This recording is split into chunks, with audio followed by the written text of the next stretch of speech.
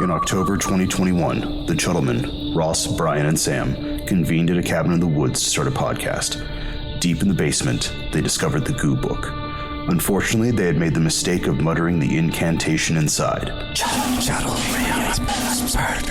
Now cast into the Chuddleverse and trapped in a time loop, they are the crypt keepers of the Goo Gods, forced to ask and answer the same questions about a different horror movie every episode. This episode, they are chuddling. High tension.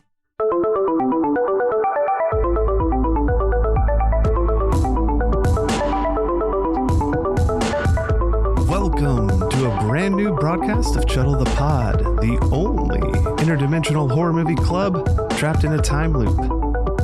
For tonight's sacrifice, we are offering up 2003's High Tension to the god of killers, right?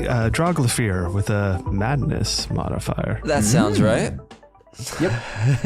That beautiful voice you hear. Thanks so much for everyone listening and joining us. The one that thinks it sounds right, that's Sam. What's up? Welcome. Thanks for being here. And Ross, you're here too. Oh, hey. Love to hear it. But more importantly than all of that, we have a brand new guest coming to the show. I should have been more clear. I'm so sorry. No, it's fine. I guess we're calling you Michael Thomas tonight. Yes. Welcome for the first time. Hello. And back. You may recognize his voice a little bit. And he back. sounds a lot First time and back. like Michael Thomas, but it's separate. That's right. Thank you for being here. Thank you for having me again. I really appreciate it. Of course. Always a blast having you on. This time he's here to promote Salt Divination, his book of magic. So I want to thank you guys for sorry. every book I've done, all three books that I've done as Michael Thomas, the writer, and as Michael Thomas, the musician behind Salt Divination. You guys have been so supportive of every project I've done. Thank you so much. Yeah. When I was driving home today, I don't know if you guys know this, but I've seen stickers for Chuddle the Pod. One of them is above the urinal in the Orpheum in Tampa, the famous Tampa death metal club. I saw a bumper sticker today in traffic on a bumper sticker, and it said Chuddle the Pod, and it had caricatures of the three of your heads. Ross that had your hair all fuzzy, Sam and Brian with the Y, and it said, "We are not only your friends, we are your family." And I was like, you know what, son of a bitch, That's great. Somebody made a bumper sticker of that, and I was like, that is right. They are not only my friends. We're your family. My friends. Salt but they're my Divination, family. music. He's made a music, an EP. It's, what would you call it? Blackened hardcore. The weird thing is, EP. that bumper sticker was on the back of a cop car, so I don't understand how that happened. If somebody put it there or Slapped it. I could have put it. No, we're really big So, in the cop anyway, yes. community. They listen to us while they're driving around all the Maybe time. it was on the back of a cop car. Imagine Sam, you're hearing asking a our question. stupid voices as like someone arrested In in the the back of the car. They're listening to this right now. Oh, that'd be Hey, tough. how did you first start getting into Chuddle the Pod? I was a B&E and I got. Oh boy. Well, I love all this, but we are getting into it and we need to get into the movie. But before we do all that, once again, thank you for being here. We'll Salt go Divination. off Thank into you. our diatribes and all that kind of nonsense very shortly. But we have to thank our acolytes, the members of our Patreon whose offerings sustain the crypt. Keep that signal strong for just $3 a month. But there's more you can do than just being a patron. The better ways you can support us as well as subscribe, rate, review, comment, and just generally share the show with anyone that you might think would love to hear our dumb voices. We appreciate all you do for us. Now, Every cop with all club listening, members. tell every cop friend of yours. Make sure you have it on while you have a perp in the back. That's the best way to spread it. That's right. Oh, God. You know, we need to get into the prison system and just have them play it on the PAs. Oh, God. We don't want to torture anybody. Although if you're listening from prison, heart goes out to you. Yes. If you are, that'd be interesting. Heads I'd up. love to hear. Yeah.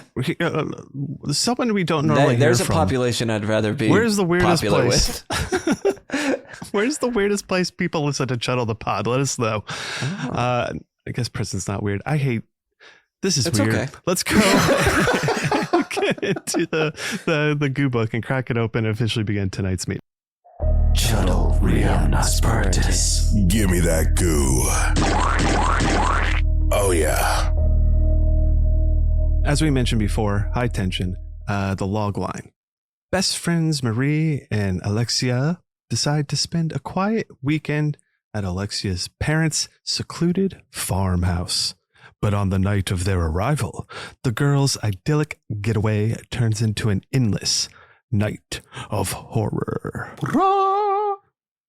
A couple taglines for this. Someone is hunting everyone around her. ... Okay. And that is certainly a tagline. Love hurts.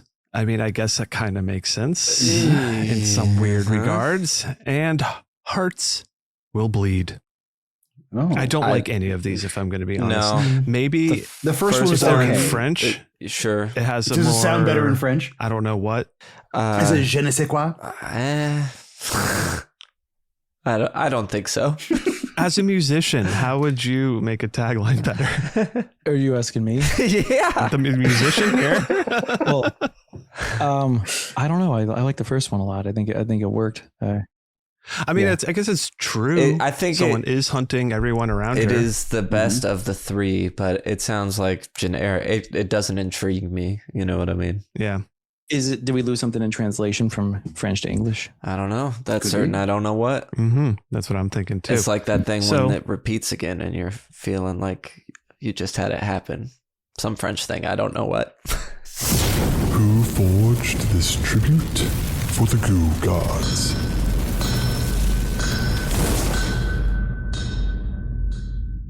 This movie was directed. I should have asked how to pronounce his name. Alexandre. I think it Have is. you been saying it, Michael? Alexandra? I said Aha. two different.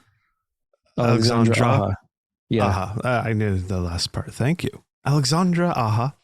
And it was written by him and Gregory Levasseur. Mm-hmm. Nice. So, Sam, I know you definitely know Aja from Crawl. Yeah, I love Crawl. Something, yeah, for sure.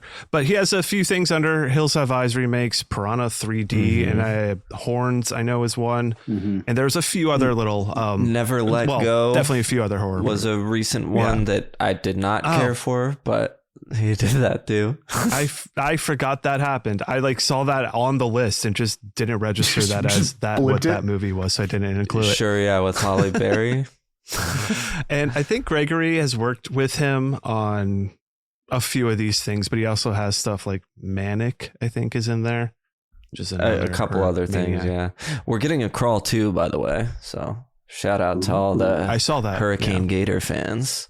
Yeah. So you might know those fellows from that. This movie does star Cécile de Francais as Marie, Mai Wen as Alex, Felipe Nahon as Le Tueur, Frank Colfoun as Jimmy, Andre Finti as Pierre Alex, Ona Pelea as Mireille Alex, and let's say Mario Claudiu Pascu as Tom, the little boy. Marco Claudio Pascu.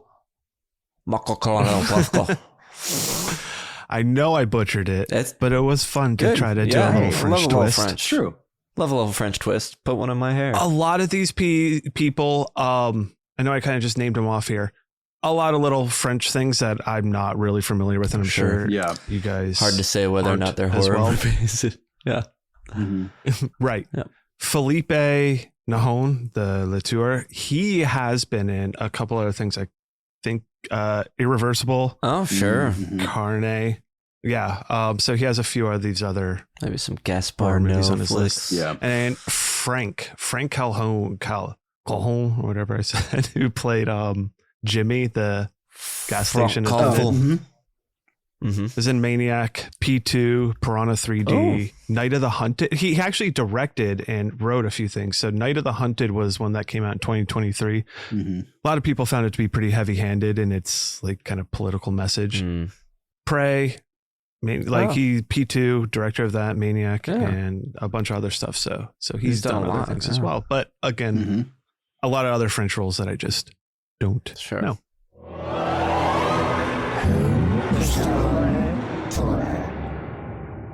I'm going to go to our guest for this first question here.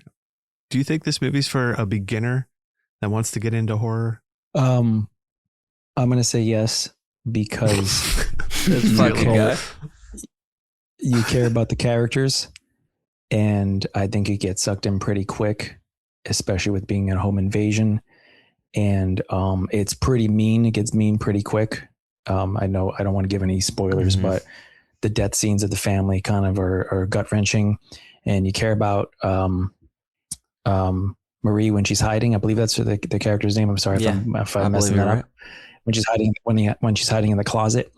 Apparently, Alexander Aja was a fan of the movie Torso, the Italian horror movie that came out back in, I think it was like 74. And there was an interesting juxtaposition in that film in where the survivor comes out and everybody's dead, and they're trying to piece things together, and all these like dead bodies are around the house, where it's kind of a similar scene where she comes out of the closet and she's seeing all the chaos that had happened, and we had seen everything coming from her POV. And then later on, when the twist happens, I think that's when the audience gets mad. And they have a right to. What are you talking about? There's no twist in this movie. Who knows anything about twists?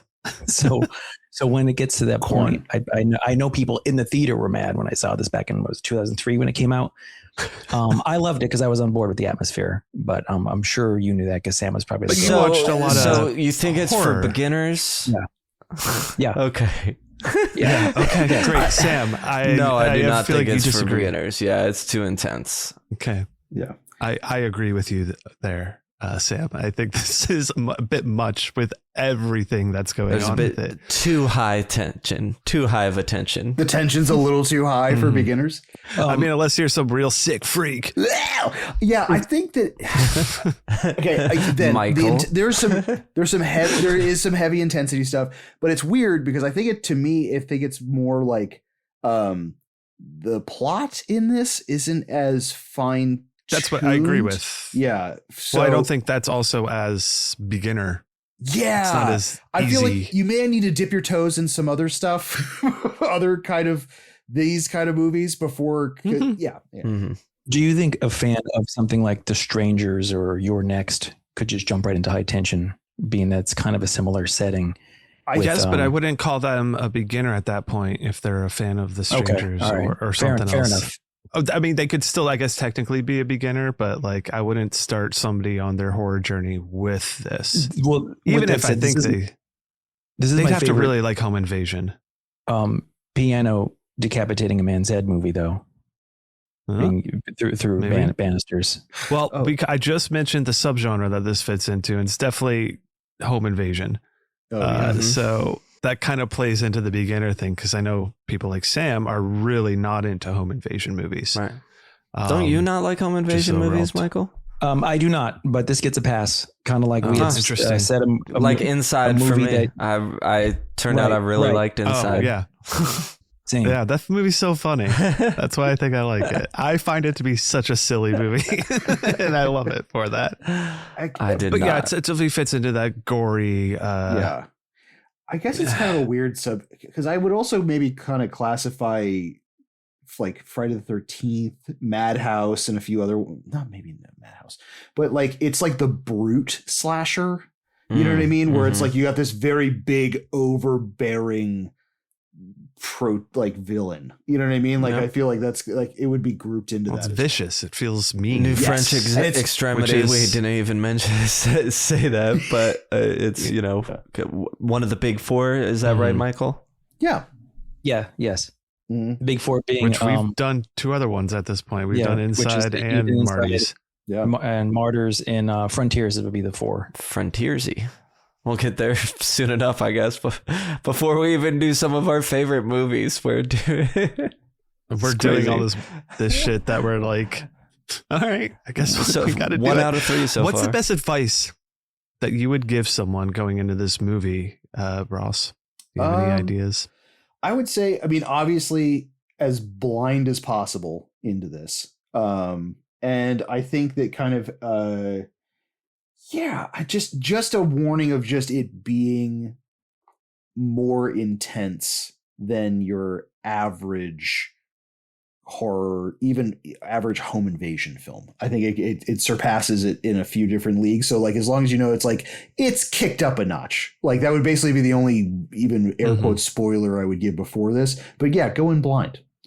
Or maybe just know it's part of the top 4 baddies of the French extreme movies, you know? No, yeah. I'd say that would be what I agree with is what you kind of mentioned there with go in blind, but also know the subgenre, know the genre that it is, and then go in blind, I guess. Yeah. Know the ticket you're about to buy and then take the ride. Sam, I heartily concur. I love to hear it. Michael. Yes. What advice would you give someone? I'm curious. It's a good first date film. It's fun for the whole family. Ooh. And we are the family. Yeah. Yeah. You see the cop car. Yeah. When you're here, your family. Cop car. Trigger warnings. Well, here we go. There's definitely a few in here, and this may be a little spoilery, but child death, animal death. Yep. Yeah, both of those. Just brutalizing women, I guess, happens. Like you get a bloody final girl type of thing, like, and just home invasion-y stuff. Queer, making the villain, like, I don't know the best way to put it, but like, oh, it's because they're queer, almost like they're bad. Yeah, I don't, but you know, that is makes me mad. No, I know what you're saying. Yeah, but I also think the I keep calling him the predator, the big guy, our main killer guy is very sexual in his nature. It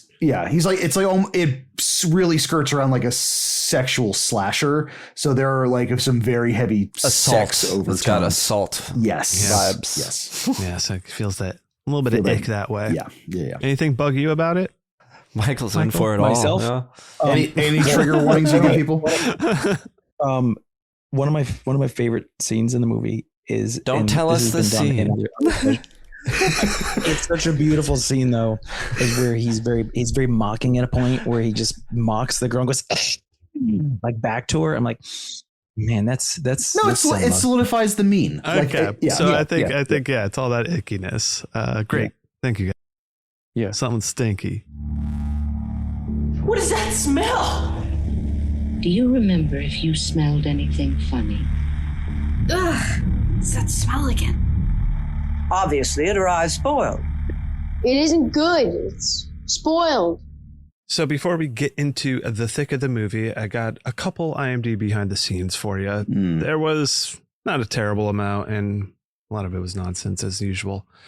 But the camera that was used during the car attack scene got so much fake blood on it during shooting that when it was used on another film later, fake blood oozed from it during focusing of a shot.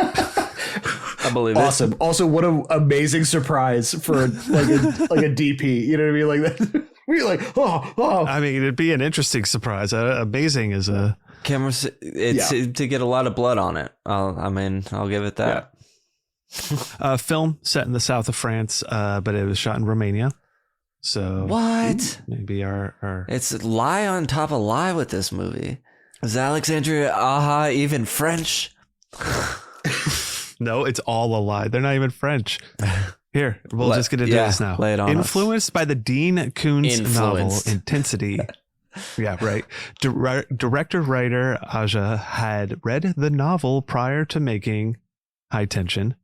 Despite the similarities, Koontz later elected not to pursue a plagiarism case because he found the film so disgusting and intellectually bankrupt that he didn't want the association with it that would inevitably come if he pursued an action against the filmmaker, as quoted on his website. That is so funny. That's like, I'm going to sue you. And then he watches the movie and goes, I don't want anything to do with this movie. You know what? You can have it. It's fine. Because if you look at the comparisons and people that have read the book and have seen this movie, up until like the first hour of the movie is directly the book, essentially. Yeah. Wow. I never knew that. It's essentially up until the car pursuit.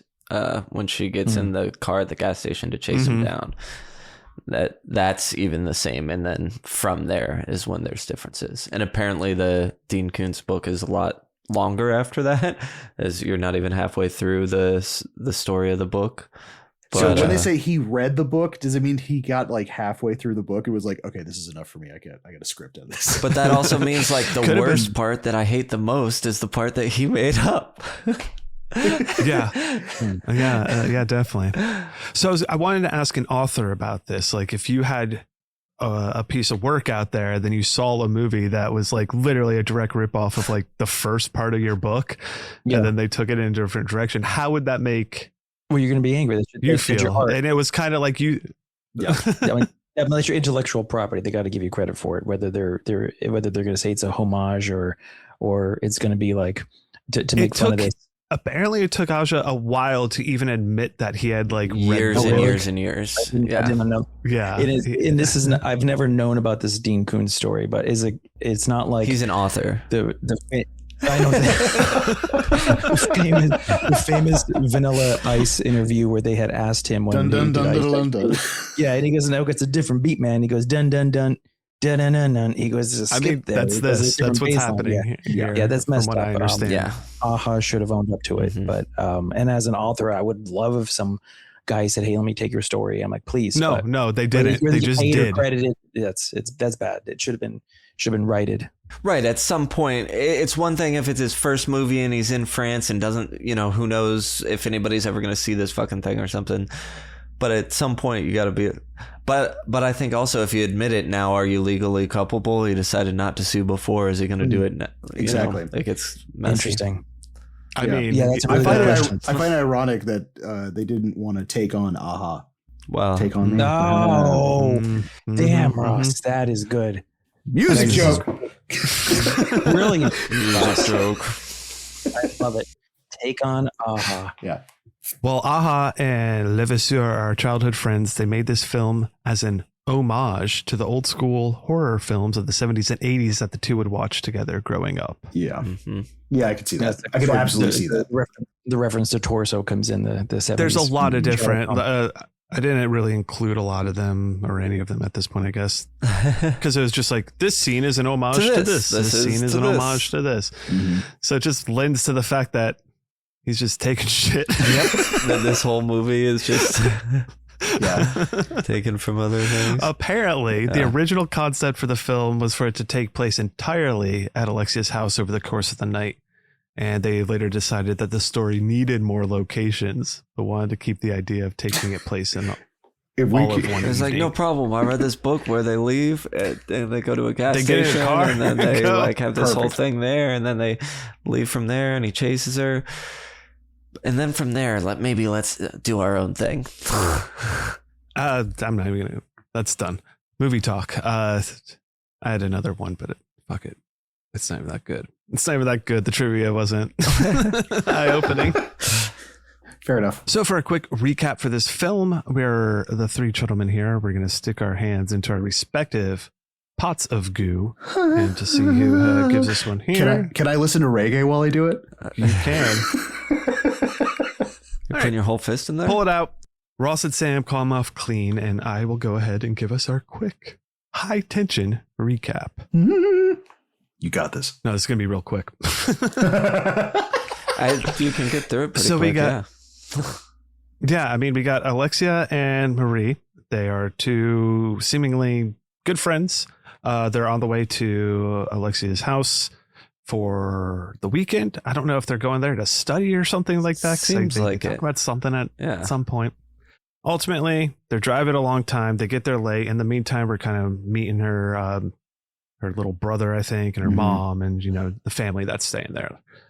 Once they get there, they head up to their respective rooms because it is late at night, and Marie lies on her bed and starts playing a little DJ with herself, spinning that record. Sure does. And while she's enjoying that, a man comes up to the door and starts ringing the doorbell, and the father goes down to answer it, gets thumped in the head, and home invasion starts. Ta-da. I totally didn't mention the part where we see this guy in his big truck earlier on receiving fellatio, and then he just tosses a decapitated head out the truck. Oh, it was just a head. Getting head from head. So that's the kind of person we're dealing with here. He knocks out the dad and then starts to do his little thing. His murdering and such, sticking him into a banister. He uses a piano to essentially decapitate the dad. I haven't seen this movie in like 20 some years. I saw it in theaters and hated it and haven't seen it since. I never forgot about this head banister. Yeah. Sure. So then he starts making his way throughout. Marie, she has noticed all the wildness starting to go on. So she's creeping around. Basically, home invasion shit happens. The mom gets her throat slit while Marie's hiding in a closet. There's a little kid who runs out into a cornfield. He gets shot. We don't see Presumably. that. So you don't have to see the child death. But you see the aftermath though. Because they have that weird overhead shot where he's just like laying bloody in the corn as like, I guess when they're driving off or something. I don't remember that. Beats me. Well, sorry. You see it then. So people all get killed up and captured. Alexia, she has been chained up and she gets thrown into the back of this dude's fucking Jeepers Creepers truck. Yes. Like they probably went to the same place. And Marie tries to help. Ultimately, she gets locked into the back of this car with the killer closing the door, driving off.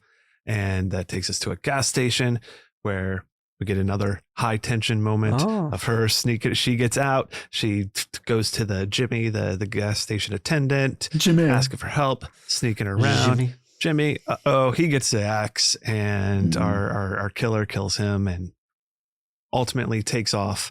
And Maria's stuck behind, but she finds a car and starts zooming up behind him, chasing after each other. We get this whole little fun thing. Ultimately, her car crashes because he pulls a little 1-2. I'm behind you now in my beat 'em up truck, knocks her off the road. We start to get what I think is going to be a nice little cool, like we're getting our revenge on this guy thing. She's like, Marie's taking this post or whatever, starts wrapping it with barbed wire and getting all ready. And she's like in this greenhouse looking around. There's a light. She sees a light coming. She's like, oh shit. Okay. This time goes over to the light. Oops. It's a flashlight hung from his belt. Womp womp. And he fucking like wraps a thing around her and starts like choking her out. But she gets the upper hand and is able to like smack him around a few times. That's pretty cool. Yeah. Get some fun barbed wire smacks to the face. This guy's getting a little bit, seems to be dead. Marie goes to the car to save Alexia and starts unlocking the things. Alexia's acting all kind of like sketched out by what's going like. I don't like you. Seem relieved. She grabs a knife or whatever. Precisely.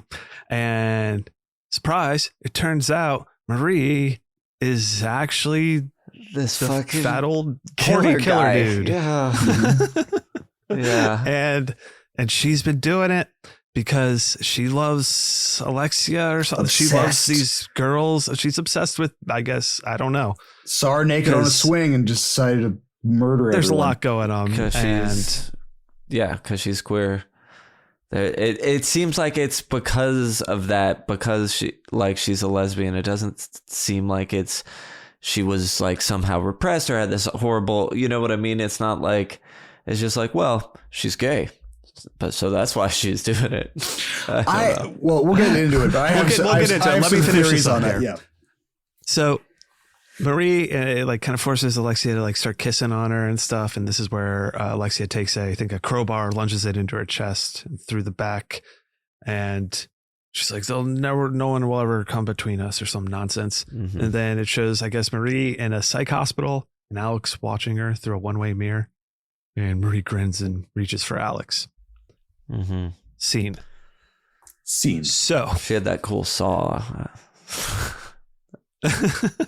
I don't even know what kind of saw that is. So I guess the basic premise of this film is this kind of, this one night home invasion thing is what the basic premise was supposed to be. But then do you think that is this twist a part of the premise? Do you include that with that? I mean, I feel like you have to. Yeah, you kind of have to right. bundle it. But yeah, I mean, you have to. I don't know, but okay, I'll boil it down. Your basic premises here is that it's a horror movie. It's almost what the log line is, but it's like this movie. It's a home invasion thing. It takes place in one night between these two girls getting terrorized. Does that idea entice you? Does that no? Does it work on that end? I know that doesn't entice you, but yeah. No, I think does that premise work? If you were going in thinking that, does that work? Oh, for sure. If it's like like a cat and mouse kind of like killer film, like I've seen tons of those. You know what I mean? Where it's like that premise, I have no problem watching. You know. But did this pull it off? Did this pull that off? Is what I'm asking. Man, you know it does. It did and it didn't for me. Like, obviously, like, this is not really like a cat and I mean, it is between obviously the guy, like our main girl and this killer, but they don't actually interact with each other until the car scene. So it's like a lot of this is like, it's not a home invasion. It's almost like a family annihilator movie. And you're just watching it like, you know what I mean? Because it's like, you know, a classic family annihilator movie. you know the genre. Well, it's with this one, like the guy immediately breaks into the house. He's murdering everyone left and right. Like there's no really like him sneaking around. It's him lumbering around doing this. And then, you know what I mean? Where like there's I don't think sneaking versus lumbering doesn't change if it's home invasion. I think the big part of the home invasion-y aspect is it's for sure. I mean, just a difference from like, I don't know, like Hush or other ones where like there's a lot of this like creeping around. Like all the creeping around is done by our main girl. Well, the bad guy in Hush doesn't creep around. Well, I mean, much, the collector. How do you think of the collector as moving throughout the house? Golem lurching. Is he sneaking? I feel like he is at some points, and then sometimes he is just lumbering around. But but I would say it does pull off the premise. I mean, through all the home invasion stuff, I think it's successful in what it's doing. I agree with that aspect to it, and I think if you talk about that, if you add the twisty shit at the end, it changes things. It really does, Michael. Yes. I know it works for you, but please elaborate. At the time when I saw it, and Sammy, you said you saw it back when it came out as well. I think America was over inundated with garbagey PG-13 horror movies and remakes of beautiful Korean films, and I was tired of horror at that point. At least modern cinema, because I'm a fan of 70s. So when I saw this, there was an amazing thick layer of atmosphere that I hadn't seen in film in a while. And even though the ending is batshit and lacks logic, I love the score and the gore so much, and how like raw and visceral and in your face it was, that it had surpassed stuff that I had seen in modern cinema since like I don't know at that point in time in 2004, where I was like, this really hit me pretty hard, and I thought about it a lot afterwards. The people I went with loved it as well. And then I went online on IMDb, maybe, I don't know if IMDb was really popular in like 2004 or 5. I think IMDb got really popularized maybe the mid of the first decade that's maybe 2006. And people were just shitting on it. And I was like, did we see the same movie? And so then I realized that I've always been like the odd man out with certain things, you know, like I'm not really a fan of slashers. I'm not a fan of home invasion movies, but I like this. Even though I'm never going to defend the end. The end is what it is. But certain times when I'm on board with a style over substance movie, I'm on board enough for. I'm like, when you get to the end, I'm already on board. Or if you watch a movie like, I don't know, maybe a couple of years earlier, The Cell came out with Jennifer Lopez. I saw that in theaters too. I love that movie. Strong visual movie. I don't care about Jennifer Lopez as an actress or what happens in her life or career, but I really enjoyed that movie because the style was so intense for that. And I don't know many people who really watch that film and say, but I don't like it. That's a really good film. Not comparing these two, but like, right. Sometimes when I see a film with just so much art and just shoved in your face, and there's blood and there's gore and there's a score, I'm already on board. But I'm also coming from the school of like, Suspiria was already in my pocket, and I already knew about these like heavy substance films. So when people are kind of like, but the ending didn't make sense and I don't like this and blah, blah, blah. I'm like, okay, sure. Like I'm never going to be like, what? I got to change your mind. I never been that way about horror at all. I was so excited for this movie. I was at the age where I was craving like the craziest, goriest shit I could see. And it was like, oh, this French movie's coming and it is nuts. And I was actually disappointed in the gore in it at the time. I remember being like, this is it. Now I know that now that the version I saw in theaters was edited for an R rating, and there's some stuff cut out, and there's a unrated French version that isn't streaming anywhere. I watched this on Tubi, and it's the R rated version. But the ending, I remember up until the twist ending being like, this is like loving it, you know what I mean? And then that happening and being like, fuck this. I didn't see it for 20 something years until we were doing this podcast. So yeah, I saw you wearing a Hot Tension shirt when we worked together, Haute Tension. Yeah. And I was like, yeah. You like that movie? yeah. I remember that. I remember me wearing a High Tension shirt because I love French horror, and you knew I was a horror guy, and I think you're like the same reaction. But I wasn't going to be like, how could you not like? I was the IMDb board. No, you got it right away. You were like, well, there's certain hills you want to die on, and I'm not going to die on. If I like the French extreme horror movies and people are like, I don't like it because of, I'll just be like, I understand. Like, I'm not going to be like, how could you not? Like, I've met people very, very aggressive about certain film, and some guys like, how could you not like, I don't know, Serbian film or Irreversible. But I would like, that's not for me. You know, you take sour milk out of a refrigerator, you smell it, and you're kind of like, not for me. You know, some people are like, why not? I'm like, yeah, you know. Mm-hmm. So I respect people when they're like, don't like home invasion, don't want to see a family get brutalized by this. And I don't like shitty twists. And now personally, I don't like if somebody's going to steal a story from an author and not give them credit. You know, you need to give for it. Sorry, we had to drop that on you in person, live. But at the same time, I'm not going to die on the hill of that. There are certain films I will, which we won't get into here, that I would just, you know, live and die by. But High Tension is not one of them. But thank you for bringing me on to discuss French horror, because I love it so much, and I loved all your coverage of the other two. When we picked this one, I knew that I wanted to have you on for it because I knew you liked it, and you had the shirt, and you had your salt divination to promote, so it was just perfect timing. Well, thank you. Fantastic.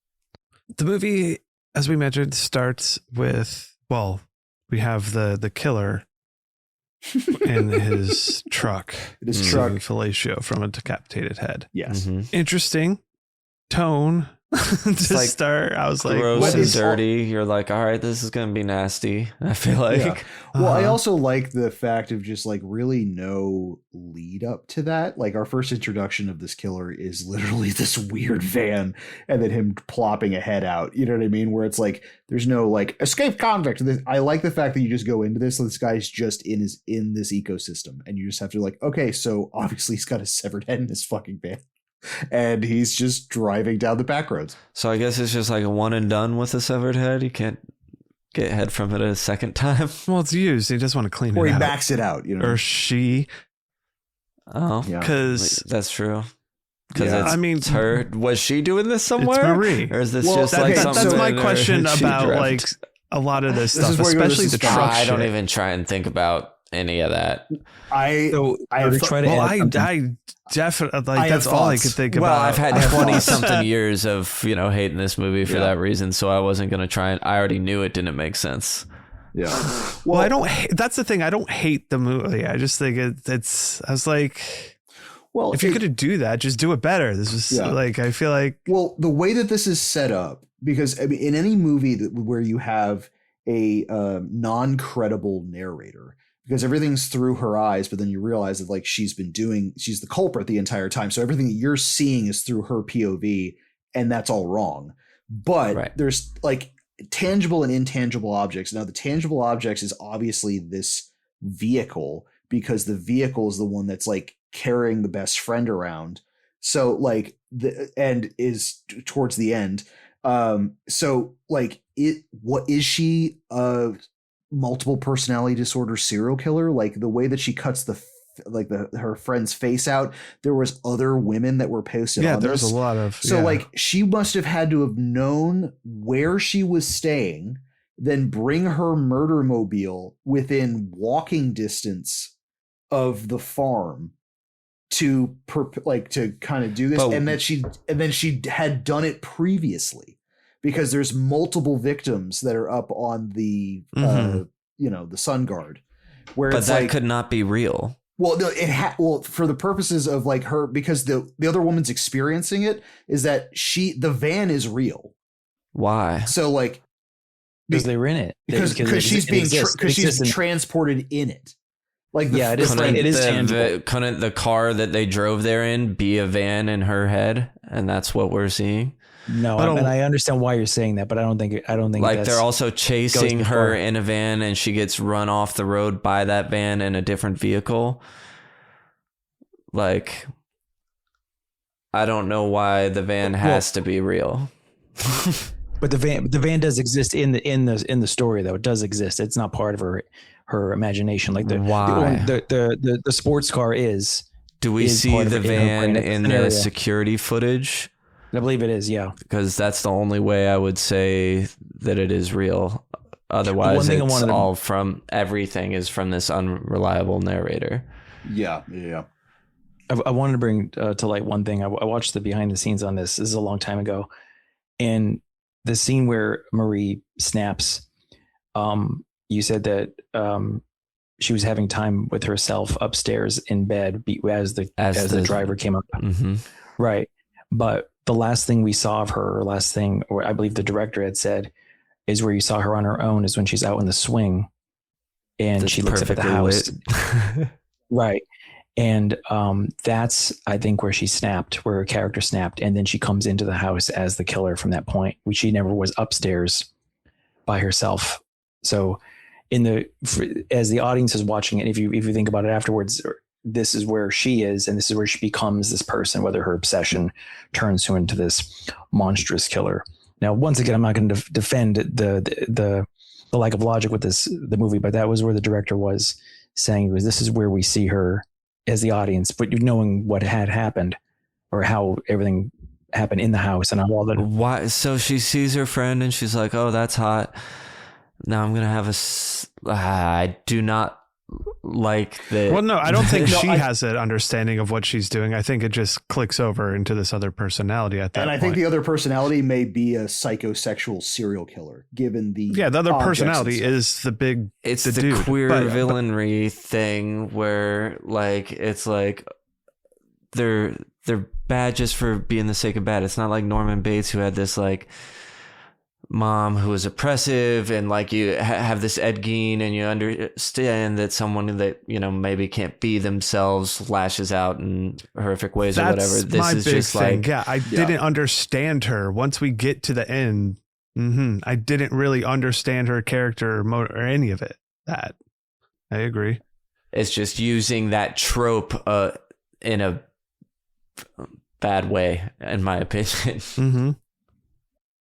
I think a way to make it a little bit more, I think the big truck, that thing, in my opinion, was a mistake. I think they could have nixed that whole thing and literally just like, if she was planning to do, if her alter ego was planning to do this or whatever, it was in the trunk of the car that they came in, and just use that car as something, and don't make this character like, I guess, having or maybe not have had done this so much before.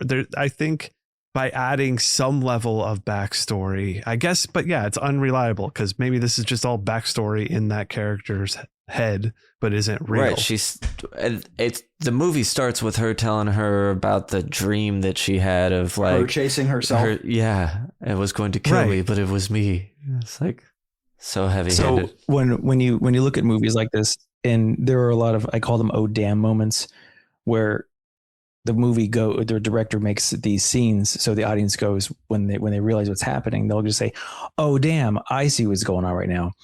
It happens in regular blockbuster Hollywood movies all the time, and it's accepted. some people don't point it out because they're so into the film, or usually big blockbuster movies don't have people who are over analyzing certain films. Like, and I love to bring this up a lot, when you have the Dark Knight movie, the one with Heath Ledger, there's a big oh damn moment in the movie where something illogical happens, but that's an acclaimed film and people, live and die on that hill for that film. But do you know the scene in The Dark Knight where Heath Ledger's character, the Joker, comes into the party when they're up at the top of the skyscraper, and Bruce Wayne is not Batman yet. He's just Bruce Wayne. And I think they're going to have the party's a fundraiser for Harvey Dent. And the Joker comes in with his goons and he says, do you ever see how he got these scars? And he pulls the knife out and he puts it in Maggie Gyllenhaal's face. And then Bruce Wayne is still Bruce Wayne. I think he leaves to become Batman, but he's still in the suit at this point. And I think he disappears off camera. I think he touches like a wall and goes in and does his changes. And the Joker's still out there with the knife. And there's all these guys with guns and they're in everybody's faces. And he throws Maggie Gyllenhaal out the window. Batman comes in, has this fist fight, and then he throws her out the window, and Batman jumps after her. And through bat logic, he just shoots a rope at something and it catches onto something. They land on the car. Scene ends. It's over. He has like a moment with Maggie Gyllenhaal. They're on top of the car. They didn't die because he's covered in armor. Are you comparing to Batman shooting a grappling hook? I'm wanting to see where this goes. Hold on. So I'm invested. So it cuts to the next scene. It's just Wile E. Coyote walks off the screen. He's all, damaged from whatever had happened. He walks off the screen and it goes right on with the movie. That's it. The Joker's still up in the top of the tower. The goons with the guns are still at the top of the tower. What they had wanted to do was go terrorize people, and they did. So he didn't know Batman was going to be there. I don't think he had pieced together that Batman was Bruce Wayne. So Batman is eliminated. Maggie Gyllenhaal is eliminated. The goons are still there with the guns, and the Joker's still there with his knife, and nothing's changed. They still exist up there. When you watch the movie, it goes so fast. You're kind of like, oh, wow, Batman used ropes and he landed on a car and he saved Maggie Gyllenhaal. End scene. Let's go to the next thing. Oh, so there's no actual conclusion to what happened. So you're saying Correct. What happened to them? And I think all those people are in the back of the van. No, I think that was perfect. That was a great way. I saw it coming. I saw the joke. Yep. No, what I'm saying is, oh damn, moments exist in movies sometimes. But if you have something that's not thought out well enough, like I don't think High Tension is, you could easily criticize and say, well, the car was this and the van was that. And I agree with you. Well, I think I agree with that too, but I think it also depends on what the movie, like the tone of the movie. A Batman movie, you expect, I almost expect illogical things to happen and move like a superhero and all that kind of stuff, as opposed to, I feel like this tries to live in a more serious real world. Right. Therefore, I take those moments, I guess, more serious. Yeah. Well, okay. So if we're going on like a big budget, like versus think of, to me, it's like how effective like the Fight Club twist was with a multiple personality disorder thing. And when you see anyone looking back on certain scenes where like there's a reason for certain actions because he is the same character versus this one where like the twist kind of happens, but then when you rewatch it, there's a lot of like almost Grand Canyon size loop, like plot holes and stuff. Not even when you rewatch it, before you leave the movie theater. Yeah. And like, again, but it also, I mean, but if you're going to just have it, not a non sequitur, but just kind of like out there, like really lean in hard into the psychotic, you have no, like if once the twist is there, just make it trippy as shit, because if our narrator is insane, then you literally the sky's the limit on what you can have. You know what I mean? Like, I don't know. Yeah, it doesn't either go too far enough or in some of those aspects. But I think what's interesting is that I don't know if I actually knew that twist going into this, but the thing is, I did know there was a twist at the end of the movie, and I kind of figured out pretty early on what that was. Interesting. So then I was like looking at things of like not making sense, and I was in my own head about it a little bit. Sure. But I mean, I do think it was, I mean, we're talking about the filmmaking technical stuff to it all. I mean, we're talking about everything throughout this here, but I do think on that aspect, I thought it was very visually pleasing. I think it does a good job with all that stuff. The cinematography, I was a little bit like surprised. that. I was, maybe because we saw the R-rated version, expecting more gore and stuff on that aspect. Right. So I don't want to say disappointed. I was just like, oh, okay, that wasn't that crazy. I was expecting a lot more, but I think there was a lot of good, interesting filmmaking stuff and good technical aspects there on production. Oh, for sure. I think there's some really great accumulations of shots. I really do enjoy the Giallo-esque, like the aftermath scene where it goes from like the dad to the mom to the son, where it's just like the body positioning, the lighting is very Giallo feeling. And then like I'd say the musical stuff that is in this almost makes me feel like 80s Giallos, when like they would have like Iron Maiden do 2 songs and someone else do 2 songs, like when they were trying to get a bunch of American bands to do like these insane like soundtracks for some of like the like weird Italian films. I just feel like this one kind of threw me off, because like if you paired this with like orchestral stuff or piano stuff, like I feel like this would just be like overwhelmingly dreadful. But when you added this like current music, I guess that also really threw me out of Muse. Yeah.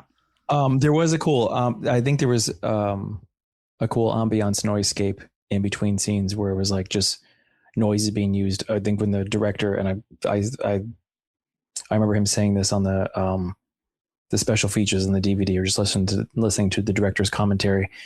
I think they got the noise that they had used, like when she's sitting like on the swing.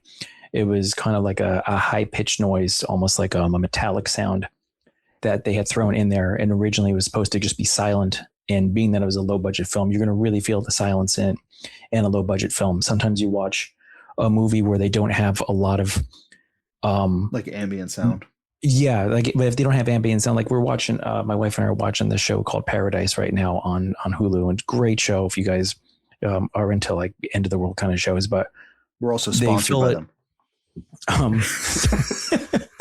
But they have a lot of scenes where people are talking, but there's an ambiance playing along with the dialogue, and I think the emotions go with it, and I think it fits really well. Where sometimes you could have a lot of dry moments, especially in an indie film, that you could feel it. You're like, that feels like an indie film. It feels like a low budget film. And I'm always supportive of independent film and any small projects. But if somebody's going to have the artistic foresight to say, hey, let's fill up the gaps with this, whether they're going to fill it with noise or music or something that's going to be outside of just dialogue and the space in between dialogue, I think can make it stronger. And High Tension had that. The odd thing is, as much as I've loved this film, and after he went right into doing the remake for The Hills Have Eyes, I don't know if his career reflected how artsy this particular movie was, where you're going to go to Crawl or Mirror Mirror or I can't think of the other, or Horns. It just felt like they were just movies he was directing. Where I think like the guy who did Inside went on to direct a movie called Livid, which also is very, very French and has like a lot of strong artistic quality. So I think Alexander, when he did this, I like all the Gaspar Noé movies. I'm not a fan, but they're all like intense. Yeah, but this kind of feels like it's a one and done. Like if it's French Extremity, Sure. It's a big four. I think he got lucky because it was the time and place and how it had happened. And then when you go to the Hills Have Eyes and you jump to the other ones, I'm kind of like, but Crawl Rules is the best of his movies, in my opinion. What's that? I said Crawl Rules is the best of his movies, in my opinion. Is it? I didn't see it. I didn't see it at all. Well, you make a really interesting point, because I thought it looked dumb as fuck, and I ended up loving it. Sorry. With this one, and it's weird, when I was watching this again, it made me feel, like a cousin to like House of a Thousand Corpses, in the fact of like, you can clearly see the Giallo influence of this film, and that like it's an accumulation of like my favorite scenes, my favorite this, my favorite that, you know what I mean, where it's like, and again, very art house. But that's kind of how I felt when I saw House of a Thousand Corpses. I was like, oh, this is just favorite hits of Rob Zombie's like Universal catalog. He likes Texas Chainsaw Massacre and he likes all these different things. So he just made a film that was like this weird chimera of that. Like seeing after being really not educated, but like just watching a lot of Giallo movies, then revisiting this again. I was like, okay, so this is a French guy's real love letter to just Giallos. Whether if I agree that he pulled it off or not, but like there's so many influences on a lot of those like 70s and 80s Italian horror films. This is going to go off in another direction. Please stop me if I go too far. But there's two directors, I believe they're French directors, who did a movie called Amer that came out in 2009. AMER. I don't know if you guys have seen that. I don't know that one. And they did another movie called I think it's called the Strange Color of Her Body's Tears. And they just did a new one that I think they did a new one. I can't let the corpses tan. It was an ode to Italian westerns. And there's a fourth one that just came out last year. It's something with a diamond in it. And I think it's more of like an 80s slasher. But these two directors, kind of like Alexander Aja, pay homage to that same, to the Giallo and to the Western. Yeah, to that. And they do such a fantastic job. I'm not saying they do it better. I don't want to be on here talking about one film and promoting another director. It's not fair for High Tension. Okay. But High Tension. But can take some shine off of it. We've done it plenty. I don't know if there's a lot of defenders of it. I think there might be people who say I like it. I like French horror. I like this film, but I don't see like avid defenders of it though. The only thing I've seen that like why people don't like it at this point is the comparison to Dean Koontz' intensity. Okay. The Dean Koontz thing, and that's why it's trash or whatever it is. Whereas I didn't like it before I knew as about opposed it. to Sam. I've heard Sam mention it. And I wouldn't I'm very curious as to how it felt in 2003 seeing this movie. If I would when did you see it, Brian? A couple days ago. Okay, if this is the first time you ever saw it. Yeah. Whenever, you hadn't seen it this was the first time seeing. Okay, and what about you, Ross? I don't think I saw it in theaters, but I definitely saw it on DVD when it came out. So I probably saw the uncut director's. Wow, Sam, I did find it fascinating, and it fits with your personality because you have a strong personality, and I appreciate that you like have your own opinion. It's not going to be swayed by a group of people. You are Sam and you're definitely have your unique taste. But I saw it, loved it. You saw it, hated it at the same exact time 20 years ago. It's fantastic though. And now you and I love go see movies at the same theater. I saw that every Thursday. The same movie together. Now we both saw Iron Lung and both thought it sucked. And thank you for it. I couldn't be more appreciative of it. I'm curious about it. I mean, because I've seen the best I've seen is that it's like, now we're on to another tangent of another movie. The best I've seen about it is that like it's good for who made it and what they did. That's not a really good argument though. Yeah. So he acted pretty well. I'll give him that. That's what I keep hearing. And so I'm like, is it really worth the 3 stars you're giving it? I would say the directing and writing it's based on a video game. Which he also did. So one of the things about this movie, I mean, obviously suspenders are put on and pulled to different lengths with all of us here. And I think high tension. They be stretching pretty hard for us. I mean, realistically for me, and it seems to be the same for you guys, is that it's the twist.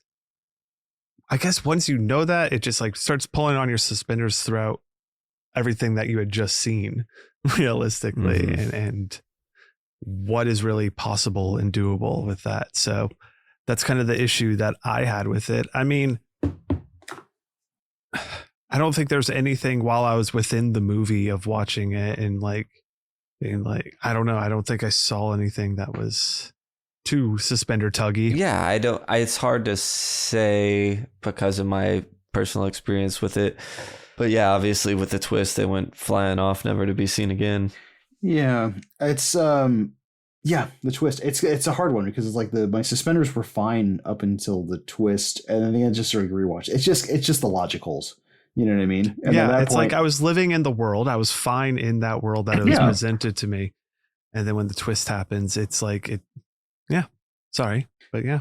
No, it's I think we're all there. Yeah, it's the when you throw insanity into the mix, it's like you basically just like snip your suspenders completely off because at that point you're just like, okay, well, at this point anything really goes, and in a way that's not clever, like you mentioned. It's not like you can go back and be like, oh, I see that now. You go back and it makes less sense.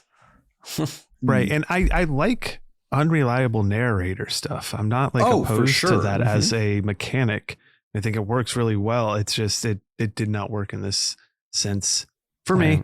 But like I said, I think I kind of mentioned this before. I don't hate this movie by any means. I'm like, okay, that's what they did. Yeah. I can respect a few other things about it. So that's why I'm not like super bummed on it.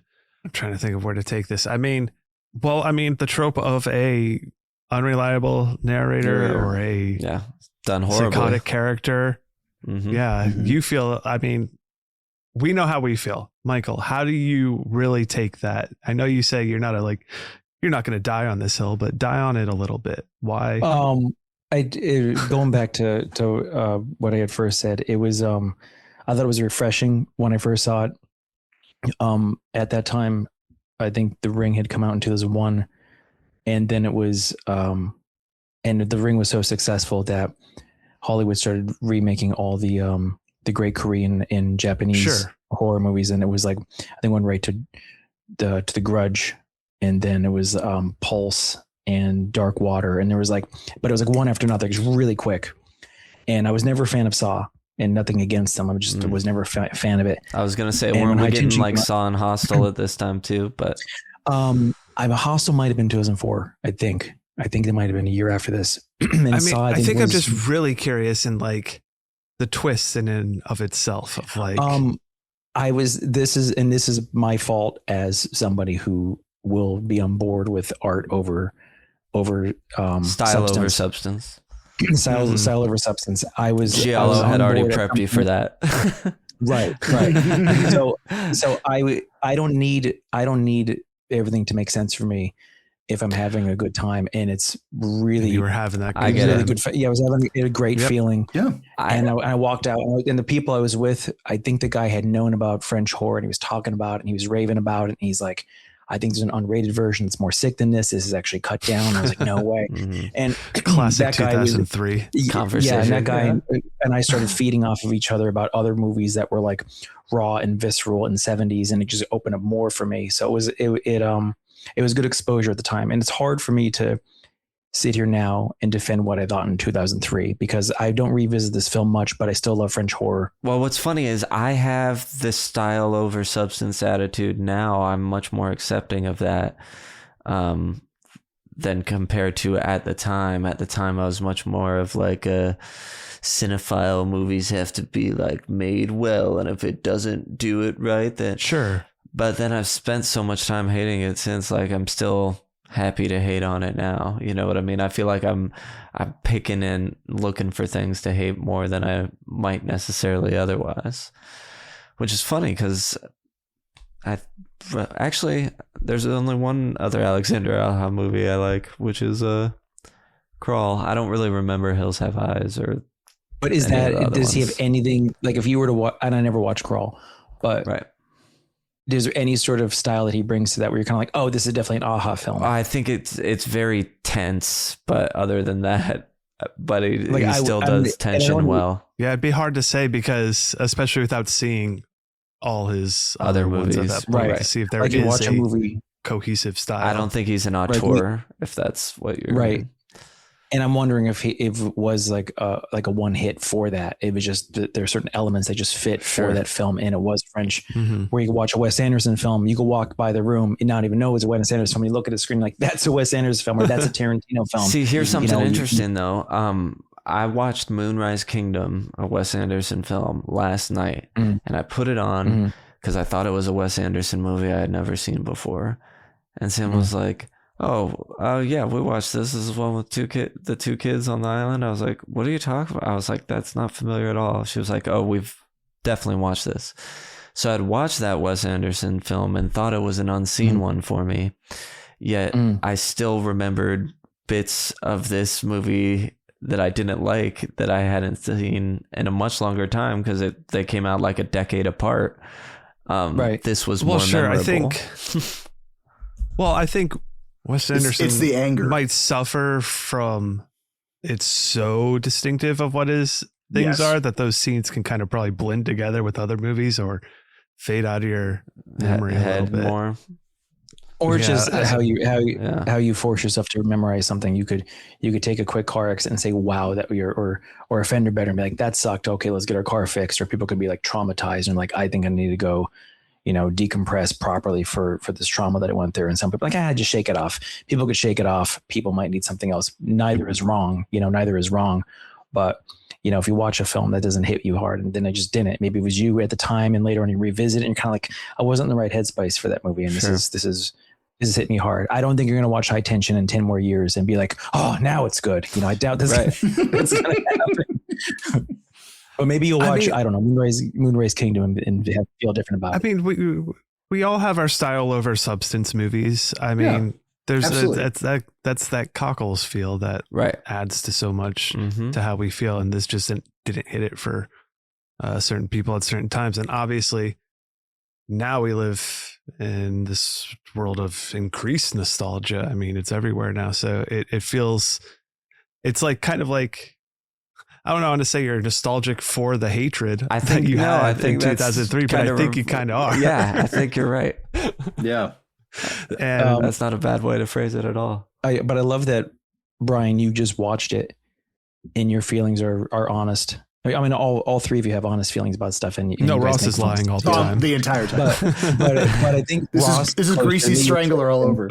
I didn't realize how low you had rated the Greasy Strangler until I listened to a recent podcast. I don't know which one it was, and you're like the lowest of the low war, and you went through, and Greasy was pretty low down there. Oh yeah. The only reason it's higher is because of Ross. Yeah. And so, do you guys bring me on to be like the 1 versus 3? They're like, well, French horror, bring Mike on. Because I felt the same way about Inside. I'm like, oh, I fucking love Inside. Well, if you were on for Inside, that would have been a different story. Yeah. I mean, I think we would have grown to love it maybe more on that show. Okay. But no, I think part of it is, at least for this and that, is I wanted to have a voice on that liked the movie. You know what I mean? Okay. Somebody that like would be honest about liking it. Even if we were saying we disliked it, you would still give your honest opinion. Right. But you're right. We have brought you on for things that we haven't liked and you liked. Although I think I don't know what you guys are talking about. We had an author on for that's right. Oh, that's true. I'm Michael Thomas, the musician. Yes. Or Ed Thomas. Okay. So we keep mentioning our Marie / our killer here and our characters. We don't have a big character. No. Not a lot of characters small. in this. Yeah. I mean, it's very small cast. And I mean, it's obviously in French. So dialogue sticking out is hard to pick out. Unless you guys really know some French and like it. Is there any scene you've been repeating to yourself? I brought it up earlier, and this has always stuck out to me. And I have seen maybe a handful of scenes. Ross, maybe you could. I know you know a lot of old horror, but it's not common to have a villain see somebody scream in terror, and then the villain mocks the person. But where she's screaming and she's covered in blood, and like she's just gore, just a sheet of just red. Her teeth are white, but it's just like just dripping off her all this gore. I think it was because the cab driver or somebody picked her up, and then the killer as the man, and then he just buzzsaws this guy's face. And I'd never seen anything like that before. I mean, Texas Chainsaw Massacre comes close with certain moments, but I was going to say Texas Chainsaw Massacre kind of has that vibe, because like when especially the intensity without having the gore. Well, it has when Sally's at the table and she starts crying and freaking out in Texas Chainsaw, and they all start mimicking her or mocking her. But it's very reminiscent of that. Well, it's also just like this weird echo of isolation.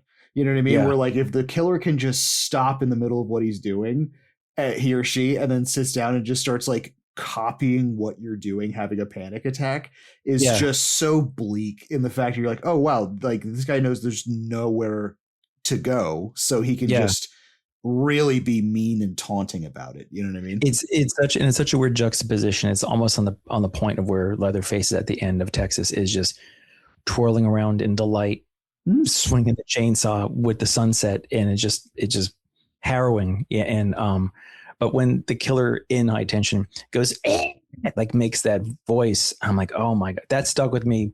I think probably maybe seen the film maybe 5-6 times. Yeah. And that's the scene that sticks out to me. Interesting. Even more than when Marie reaches for the camera, which is scary in itself. But like you saw sure. Well, because it's this like it just creates this other level of meme. You know what I mean? Yeah. Like the only other feeling that I had that was really reminiscent of that would probably be Midsommar, where like you have the parroting of the emotion through that. Right. Like that is obviously more like folk cult horror, but like I got a tinge of that where I was like, oh man, this is like almost like mocking, That's communal. Yeah. No, I agree. The meanness is definitely there with the character, as opposed to like someone like Jason, who is just, it almost seems to be going, just, it's something he does is just go, I kill, I do. Gotta make this the donuts. Person gets a little something out of it and is mean about it. You can't get mad at the bear for being a bear. That's kind of what Jason is. Right. Like, that's kind of Jason is. Exactly. This is like a mean bear. This is like a bear pit. Well, you can tell, like, I think it also honestly leans into the psychosexual killer, is that like, in particular, like when he pulls the shotgun out and just kills the kid, like the kid is basically just collateral damage to the havoc he wants to wreak in the house. You know what I mean? Right. Where it's like he's very hands-on with the women, and he's like in the dad. But again, this is all her, right? Yes. Right. For some reason, she pictures herself as this horrible man. Mm-hmm. I think I don't know why she would relate to that in any way. We'll get into gore a little bit more in a second, but like the fact that, like Sam kind of mentioned, that you expected something gorier, you expected more from it. Like with that scene with the kid and the meanness of this killer or whatever, I was expecting to see it, to be honest, to see him shoot the kid. Mm-hmm. And I was also like, are they gonna have, like, because the kid's running around as a cowboy, I was like, is he gonna pull out his fake gun and try to shoot the killer, and then the killer's just gonna blast the kid? I was like, that's French extremity horror right there. Like, I think I was expecting more. But I was watching with a 2026 horror mind, like, right. But I didn't like that extreme. then, you know what I mean? Yeah. I think compared to the other ones we've covered, like Inside and Martyrs, it is not as not as extreme. I agree, but it's also one of those where I don't remember the actual director's cut, so I don't know what added. I'm assuming it's more gore, but like it's not a whole lot more. Right, from what I saw, it wasn't much. Okay, all right, because I have the DVD. I think the DVD that I have is the uncut version. So I only know the gore, like the blood is black on Marie, and the guy's face being sawn off with that weird buzzsaw that the killer had used going through the front car windshield. I know one of them, the mom's throat slit. We get more of that. And opens gurgles. And it's sprayed. Yeah. I think that's there's gurgles, and it's sprayed on the closet door. The slats. I saw that. And I think it came through. Okay. Because it gets sprayed. But I'm saying it's just like scenes we already have. It's just a little bit cut. Like it's not more long at all. It's just slightly more in all these. I'm curious where the rating is going to fall for this with you three versus the Greasy Strangler. I'm curious too. I once I put it through the ringer, I'm interested to see what it does. Now you mentioned, because I wasn't fully invested, and I feel feeling Sam and Ross are the same way, or maybe. I'm sure Ross will have some scare moments. Nothing was truly scaring me. I felt tension. I was like, I understand what you're doing in this scene. I understand the tension that's built here, and I respect it. There's a lot of fun stuff with that. Like the gas station that's good a good cat and mouse type of thing. I thought that was again, there's all these moments of really fun, good stuff there. But I don't think anything really scared or jump scared me. Man, honestly, the only jump scare that I got was when the mom, when you think she's dead and she leans in and then she does that weird, like that gurgle grab. That did actually get me, which is funnier because when I rewatched it, I was like, there's a scene that got me, but what the fuck was that scene? And then it happened and then got me again, which I thought was amazing. I was like, oh, okay, that's pleasant. I was like, but I think you hit it right on the head. A lot of this is tension. No, who would have thunk tension building? But it's like tensiony and then like violence. Like there's not really like a scary, like this movie isn't a jump scare kind of movie. You know what I mean? It's like visually fucked up and then like just like anxiety inducing with one or two like boo. But that's, you know. I like the scare of the floating flashlight tied to the belt, where you know she thinks she's sneaking up on him, and then that's not him. Like that moment, the butthole puckering little moment there. Yeah, like oh fuck, and then gets the plastic wrap over the face. So she is presumably just smacking nothing at that point. Who knows? Yeah, like we almost needed that, like we almost needed that like crescendo of music recapping the things happening, where she's just that moment at the end where it's all coming together, and we get to see like a flashback of her in the moment. We get that little security cam footage where we see her from the gas station axe the dude. But I do agree with you because it's like if you had done, because it wouldn't have taken that much more if you're already in the scene to switch actors or do something different, at least for like a reel back. Because like if you had this like you said, crescendo music and then have this flashback of at least like 2 or 3 key scenes on how they actually went down versus like what she was perceiving, I feel like you would have been able to at least stylistically convinced me to a point of being like, instead of just like, I'm right there with you, Ross. Agreed. Anything scary, Michael? The gurgle was good. The flashlight was good. The mocking was fun. That didn't scare me. I may have jumped at the very end when Marie reaches for the camera because it's like smoke settles. But the standout scene, I think, to me was the car driver who was supposed to be the point of safety. And he ends up getting sawn in half, and then the mocking and the blood and there was so much blood on her face too. I think that when I watched the behind the scenes, how they were squirting the blood on her to get her to scream like that, and her teeth being white coming through all that, the corn syrup. That was pretty intense. I did like the gore in the score a lot. But I think that supersedes the logic of the film so much where now the film is notorious for having, a very, very, very divisive twist at the end that there are other things that I could watch for the same reason that are stronger that exist, that I'd rather fight and argue for those. Like if somebody's like, hell with high tension. I'm like, I understand, you know, but me walking around with a shirt in 2012 that happened to me with you. Yeah. Yeah. And he's like, what the hell, dude? And Sam was like versed in it and why, and had his reasons. I'm like, sure. You know, that makes sense. You know, your anger for it makes sense. Therefore, I'm also wearing the shirt. You know? What brought you here to die on the high tension hill, man? You were supposed to be. Sam said this was your ride or die. Sam said. I said he likes it. That's it. That's all I got. That's all I got. You know. I know. I'm joking. Let's go ahead and get. I like that you do like it, and be like, no, I get why people don't like it, but I like it.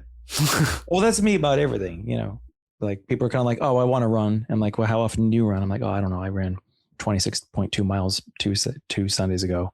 I'm like, oh, okay, cool. I'm going to jog. You know, I mean, it's cool. Both are fine. You know, I don't understand the ending. How do you get to the finish line? I don't know. Does he ever get to the finish line? That's the real question. No, never. The answer is never. You never get to the finish line. You always run away from your problems. Go ahead. We're gonna. The gores and the kills of this movie. We'll go through them real quick. So we have our presumably decapitated off-screen kill, whatever that is. Plop. And then Daniel, he's the father. He gets smacked in the head by the hammer, so he gets a little bloodied up there. But then he gets pushed into the railings on the staircase and has a bookcase pushed, whatever it is, or piano or whatever. I thought it was a shelf. Someone called it piano. Something. Yeah. Smashed in to decapitate him. Oh, yeah. I always remember that one. I didn't realize how much I love death by furniture. And then I see this scene where I was like, ugh, oh, God, that unlocks so many weird things. I was like, oh, it's so goo. Yeah. Head smush too. Like, I'd never seen a death like that on film where I was like, oh, okay. Yeah.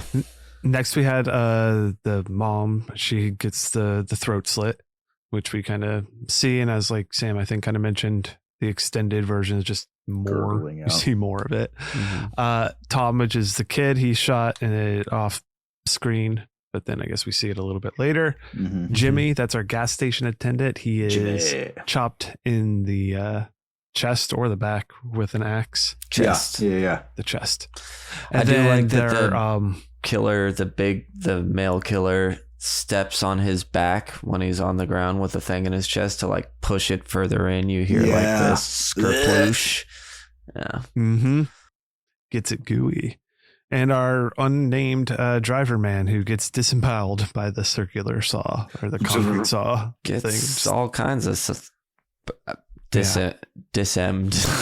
Yeah. And honestly, as much as like the third act like really kind of went for a tailspin, the second that Saw came out, I was like, it gave me Friday the 13th Part 7 vibes, where like Jason just miraculously had that weird circular buzz saw thing in the woods, where I was like, ooh, a circular saw, this is awesome. Yeah, it's like a steel circular saw thing. Yeah, it's weird. Yeah. I'm a big fan of Friday Part 7. Is that the psychic girl? Jason, psychic girl, baby. Jason versus Carrie. Yeah. So I mean, yeah, all of this is certainly gory and nuts. I think I definitely have, because isn't the poster her holding the concrete saw? Yes. A lot of them. Yeah. So I'm like, I'm waiting for that to happen. Again, I think I'm not opposed to the twist that happens, or whatever, but I just kind of was I was expecting to see more of her using that on, like, I don't know, the big fat guy, or what we thought was the killer. I have an embarrassing thing to say, and no one would know this in the world or remember this except for me just bringing this up to embarrass myself. But back when MySpace was around, I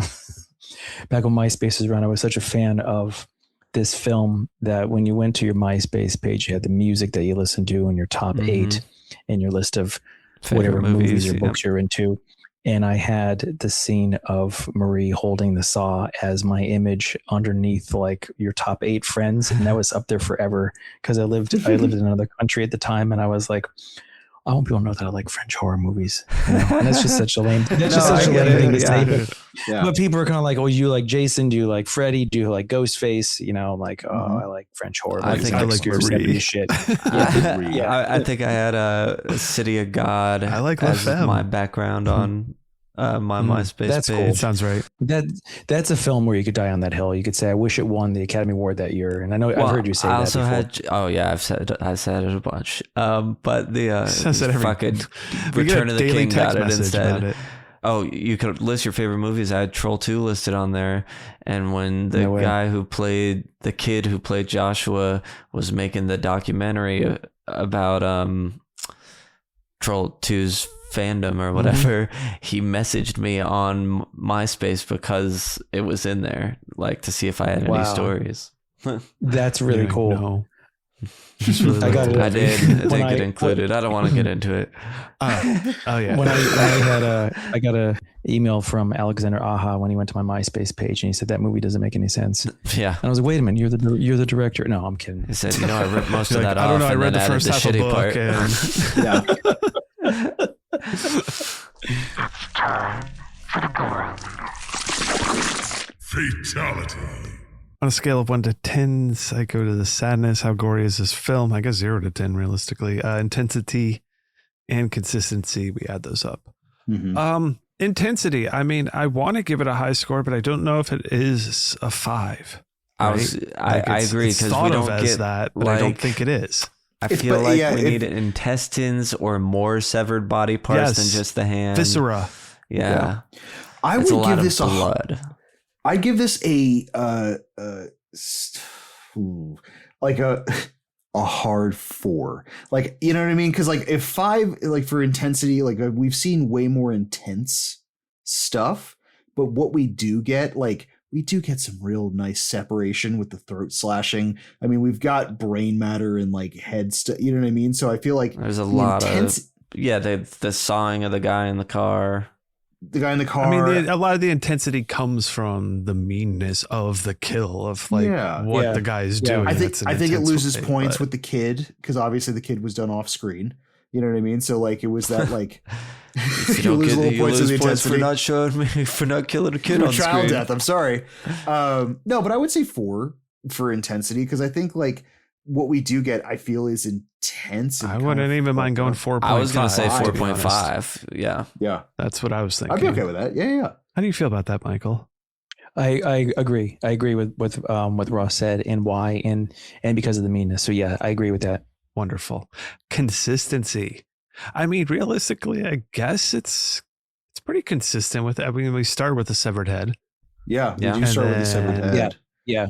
And we then get like, a little talk, but then it doesn't take long for the movie. It's an hour and a half movie, so it doesn't take long to get into what's happening with our head thwack and decapitation shortly after that. So like, and then it stays pretty bloody throughout. Yeah. So I mean, I'm at like 3.54 range, I think. I was thinking of 4 as That well. sounds fair. Yeah, I agree. 4. perfect. Sure. That gives it an 8.5. Do you think it needs to be gooier? Yeah, give me some viscera when you chop up that guy. Agree. Guy. Yeah. I think that may have almost, if there was just that little bit of more of that. Although I don't know what was cut. Maybe I'd be more into that style over substance thing. Maybe I would have been a little bit more accepting or something. Yeah, if you're I just needed a little more something. I was almost there, and it's just a little bit more that got me there. So this movie, I mean, we would talk about it all night. Our climax is, it turns out he is the she. She's been doing it all along and killing everything, and we get the big reveal. And I don't think we need to expand upon that anymore. We've talked plenty about it tonight. So do you guys have any final thoughts before we go over into our questions for tonight?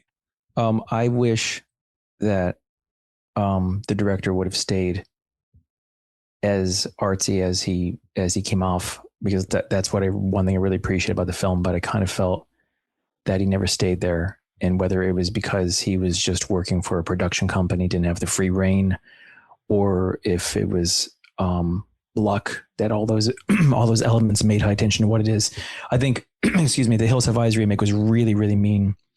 And it was so mean I wasn't a fan of it, where I think it went further than where High Tension went. But like at that time I was anti-remake. I was like, leave Wes Craven alone. Like I was like, the Dawn of the Dead remake had already came out. It's already pissed about that, which I've warmed up to that over the years because it's a good movie. Yeah. But I used to hate it. And I was like, just stop touching these sacred things, you know? So when the Hills Have Eyes came out, have you seen my Horns? opinion would change it. I have not. I couldn't get into it. And I want to see it because I love Daniel Radcliffe. And well, I was going to say, he tends to make Hill. artsy choices, right? So it could be, and based on like what little I know about the plot, that seems like it could be an artsier type. Well, my guess for Aja's, where he's going and what he wants to start to do might be creature feature stuff, because we got Crawl 2, and apparently he's going to be doing Under Paris 2. Is listed on his IMDb, which is the shark attack. One. It's a shark movie that takes place in Paris. Maybe that's his name. I remember not hating it. I liked it. It's a French movie. So yeah. So maybe he's going into that. Maybe that's where he's going to do it, and hopefully starts making artsy. I do love artsy movies. I know you love the Animal Attack. Yeah, you like this. It's now time to get into our crematorium of questions, and it always starts with, how would we survive? Or would we survive? Are any of us sacrificed? Probably. I mean, it's hard to say. I tend to be the, you put up a fight when someone's coming at you type of thing. And if it were Sam, her, I feel like I'd have a much better shot. But the difference is, and this is the crux of this character's is that they're maybe coming at you as the crazy dude, but what if, because you have such a big heart, Sam, that this wounded woman comes out of nowhere, is crying and saying there's this person after me, that you're going to be like, oh my gosh, I need to defend you, and then the second you have your back turned, then she just smashes your skull in. Sure. We're in the Chuddle bus, and we're driving through southern France or Romania. And Romania, baby. We see this bloodied up woman, and like we try to like help or something like that. I think that's where we get got. If getting got is to be gotten. If your good nature gets taken advantage of and you become a victim immediately. Right, because realistically, nobody ever sees a big guy all like Right. coming at them. It's always just her. Mm-hmm. So it's unassuming is the problem that we, I guess, run into. Right. Now, if we're all together and she attacks one of us, I think we then others could jump in. We got it. And, exactly. and do something there. Does she have the concrete saw though? Is the concrete saw versus four stacks of meat? Yeah. Because we might survive limbless. We might survive with we all just become Now, guys, here's the commitment we have to. If one of us starts getting dismembered by a giant blade saw, you pick up those limbs and you beat the person to death with my limbs. Please use my arm or leg as a blunt thing to beat them to death. I was gonna say, if I start getting dismembered, I give you guys permission to run away. There's no saving me at that point. Or we can just put them on ice. Agreed. Have them put back on go your save yourselves. This person's busy dismembering me. They're probably gonna kill me too. How funny I'm would gonna it be, get though, that if, weapon like, away from them and use it on them. That's what I'm gonna what do. What if people or die? But that's or die. What if like doctors put our arms back on, but they put like the wrong one? Like they saw Ross's tattooed arm and put it on my body, and my tattooed right arm on Ross's body. Could we do that? Could we ask them to do that? Yeah, I'm like, dude, I have always wanted a bird on my forearm. Switch them out, bro. Let's switch them out, guys. It'd be interesting with like different sized legs. So, who is our hero? Is it Alexia? Just because she survives, and I mean, she's our. I mean, but she doesn't do like. It's so tough. Well, it's because do we do the duality of it? I think we have to. Okay, so her as Marie. Yeah. Hero level. That's we add our tenacity and iconography scores together. I mean, I guess she's pretty tenacious. She is still alive at the end of the movie after getting a crowbar through her too. That's true. That is her. I mean, from her perspective in the movie, she's really good at like evading. Because I mean, like realistically, she doesn't even really confront this dude until like the last 20 minutes of the movie. She chases him down. Yep. I just don't. I mean, yes, today towards the end of the film, absolutely tenacious. But this leading up to it's a lot of just like, I'm hiding out in this closet. I do not care about this 8-year-old. I'm just trying. It's like saving my own skin type of stuff until certain points of the film. You know what I mean? Like, yeah, I'm at like a 2.5. Okay. I mean, I wouldn't disagree with you. I'd love to hear your opinion, Michael, on a scale 1 to 5, basically. Her tenacity. For tenacity, yeah, she's pretty tough. She does evade a lot. She screams a lot. She's a great final girl. Especially that she knew more than the audience did. Her character knew more about what was going on until we got the twist. I think the twist was the revealed in the security footage. Mm-hmm. Even though the chase, we saw parts of the guy still. Like the director was still going to show us parts of the guy running mixed with the girl running with the concrete saw. Yeah, sure. But I'm going to go 3. Sure. Okay. So I could agree with like the 2.5, the 2.75. Yeah. Let's do that. Yeah. Round it out to the middle. Now, iconography. It'd have to be the way I think I would recognize is she would at this point would either have to be bloodied up, holding the concrete saw, or the barbed wire thing. I think, and a short blonde hair, all bloody, in that outfit. The thing is, I would definitely recognize. Is it iconic as with permeating like pop culture and stuff? I think that's a little bit lower for sure. Yeah. So I'd say at most, 3 at most. I was gonna say 2.5 or 3. Yeah. I would agree with that. I agree. 2.75 again? Yep. Yeah. 5.5, I believe. Let's say that. Okay. All right. Next, we have the villain level. That's same levels of 5 scores, but we're doing power level in iconography. Mm-hmm. So the power level of this gross, nasty dude. Yeah. Nasty boy. I mean, he's Seems strong. He seems very strong. But he's just a regular human, otherwise, apparently, even in battle. Mm-hmm. Yeah. And how many times did he get? How many times? But it was a couple blows to the head with the barbed wire bat. Yeah. Right? True. Yeah. Yeah. So that means, right? It's so hard to judge. Yeah. Him because he can take those blows because technically he is not real. Right. Right. So that's pretty. That's pretty wild, actually.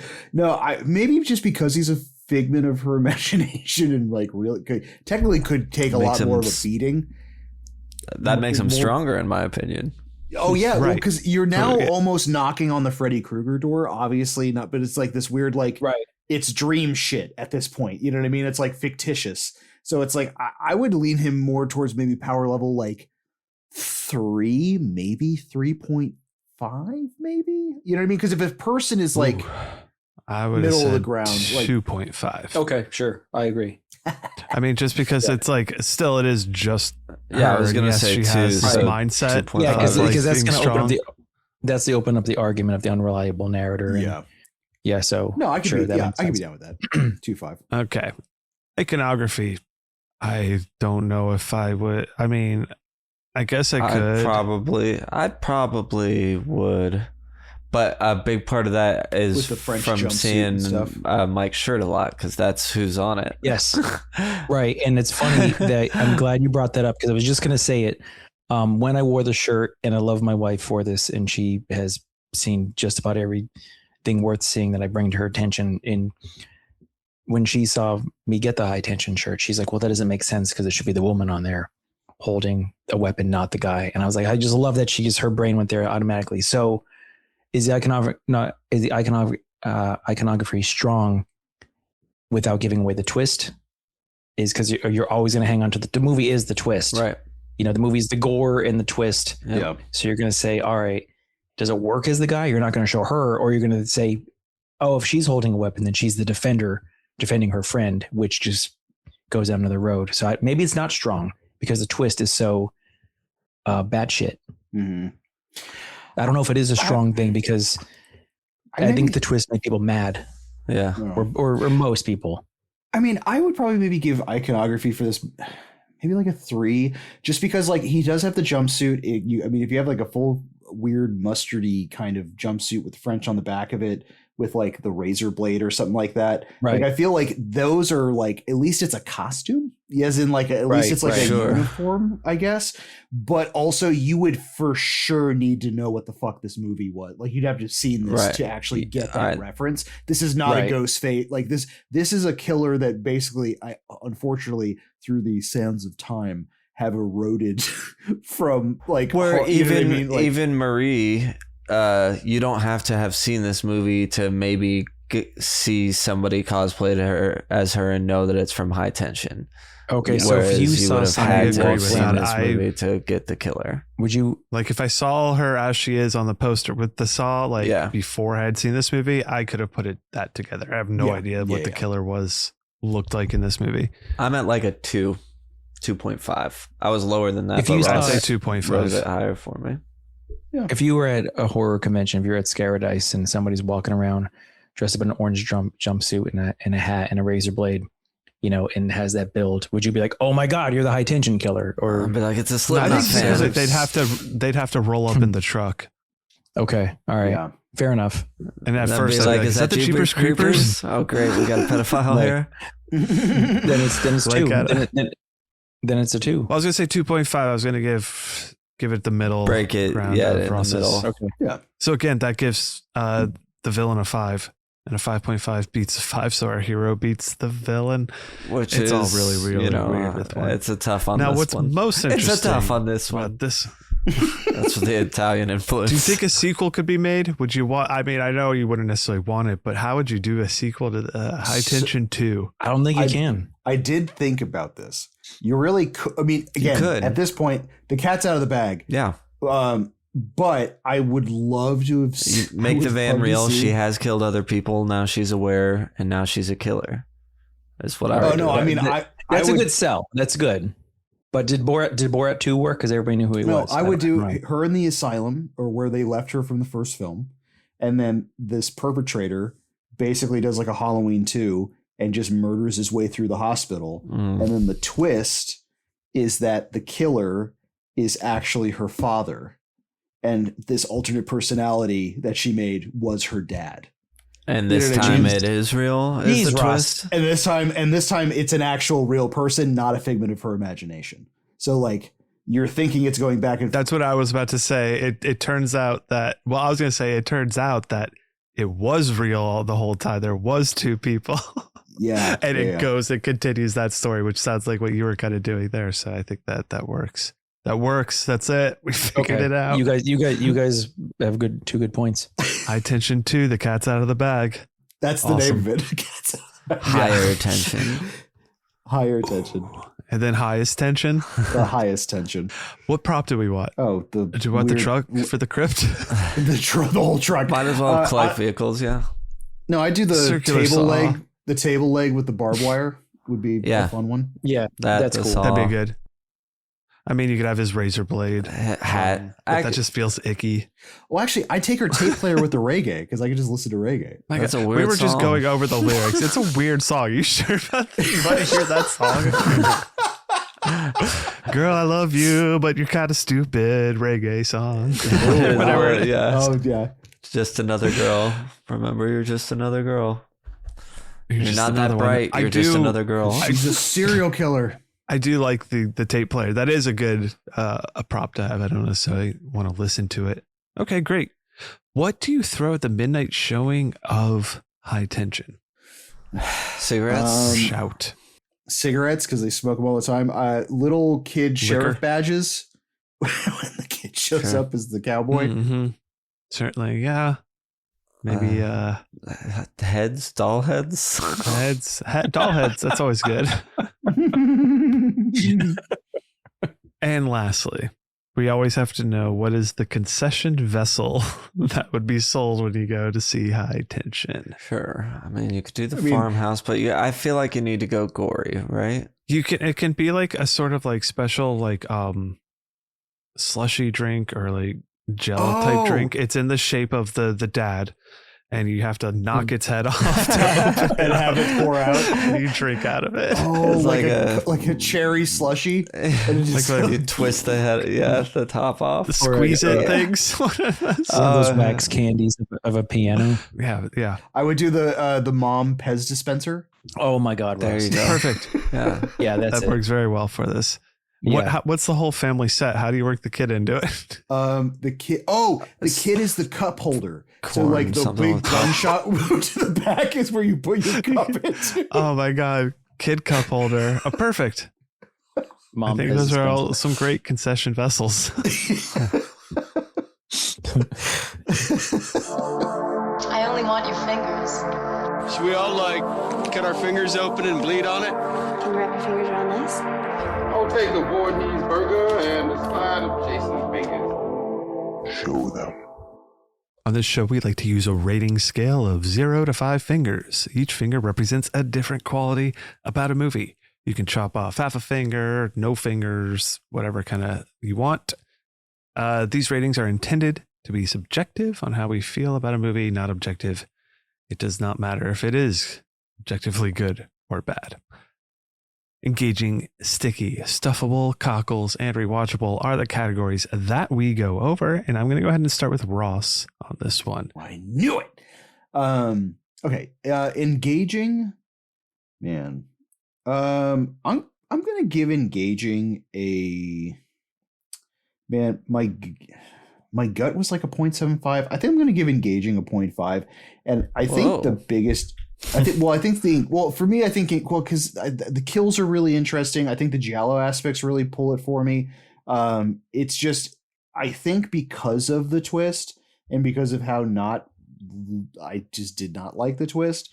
I get every time I watch this movie, I'm slightly more disengaged, in particular the last third of the last, so it's like I'm in it to win it up until like the twist, and then like I kind of figure it out, and then like it's almost like sometimes when I watch this movie I will just fast forward to just the car scene and be like, all right, just give me the gore and then I'm fine. I know what the twist is and I don't need the cat and mouse. So yeah, I would say engaging. I'd probably give it like a 0.5. Sticky. I think Sticky. Sticky, I would give a 0.5 because I think like it was one of the first times I'd ever seen a kid get just brutally murdered. Not brutally murdered, but like, oh my God, they killed the kid. Oh my God. Like, I remember the deaths. I don't really remember a whole lot outside of that. Mm-hmm. And I think that's just kind of by default, just how brutal this movie is when it comes to how they're and you also remember the twist, of course. Yeah, you also, of course. I mean, the twist is like seared into your brain. So yeah, I would, a 0.5 for that. Stuffable, man, that's a tough one. I mean, Stuffable, I would probably give a 0.25 to. Like, I wouldn't be opposed to having something high tension related, but it would have to be insanely specific, or it'd have to be such a weird, like, deep cut. Like, I would absolutely have like a patch on a jacket that was like the logo from the back of the guy's like jumpsuit or something like, you know what I mean? Like something so niche that like no one would bring it up in conversation that it was high tension. So you don't have to have a conversation about it. Exactly. Yeah. And then Cockles, man, that is a really tough one because like for a lot of this movie, like the Cockles is like, it was breaching a 0.75, but then like the twist happens and then it just deflates it to me. So it's like, I'll be nice. I think Cockles I'll give a 0.5 to because I think there's a lot of fun stuff that happens in this movie. I think the deaths are particularly gory and unique. I mean, like I get hints of like, you know, the mom dying is like very Tenebrae kind of just grossness and awesome. You know what I mean? So like good reference. So it's just do not compare this to Tenebrae. just the kill, just that kill. So like there's certain things that I do enjoy about it. But then like, yeah, with the just Grand Canyon sized like logic holes and just the false narrator again, like there's good ways of doing it and then there's bad ways of doing it, and then like the art house style of this movie didn't persuade me enough to not care about those aspects. And then Rewatchable is going to give a 0.25. I'm not opposed to again ever watching this movie again, but like it'll be specific. Like if someone's like, let's watch the fucking extreme French ones, I was like, okay, well we can absolutely, like this has to be included in that. You know what I mean? And with a runtime of like basically an hour and a half, it's not like again, if this movie was longer, it would be a 0 because it's an hour and a half. Like I would be okay throwing this in the mix of stuff, but it would be at the bottom of the barrel of my movie day. You know what I mean? Sure. That gives you a 2, Ross. Ah, man, I had in my head that it was a 2.5, but I think it plays out the way it should. I think that it's 2. Like I'm not mad at again, I don't have a visceral hate for this movie, but it is one of those, like I liked in certain aspects, I liked the twist when it happened when I first saw it, because I had not really seen a lot of movies like especially in like the really gory, grindy, housey kind of just like splatterfest that this was. Like in certain, like I was like, oh, that's interesting. I haven't seen that before. But then on continued watches, I feel like it's kind of corroded my hype for it. So for now, like, yeah, a 2. Like it's a little below average for me now, especially like we were saying before, with the amount of other films that do this way better. Great. I guess I'll go next. Sam, you'll go after me, and then we'll end with our guest over here, Michael Thomas, the musician. Engaging is where we started off here, and I will give it a 0.5. I mean, as I'm watching this, like, and I mean, a 0.5, because I was almost ready to give it a 0.75 because it's like I wasn't disengaged with the movie. I just had issues with some of the storytelling stuff to it, but I was pretty much watching it. But I kind of felt myself not really just wanting to like fully engage and live in that world. I was just kind of like watching it and not experiencing it. Sticky, I'll go ahead and probably give it a 0.25. And I might, that's tough because it's like, I do it is a 0.25 sounds right. Cause I think I'll remember the kills and I remember that what the twist is, but I don't think I'll remember a lot of the in-between stuff to it. So I think that works.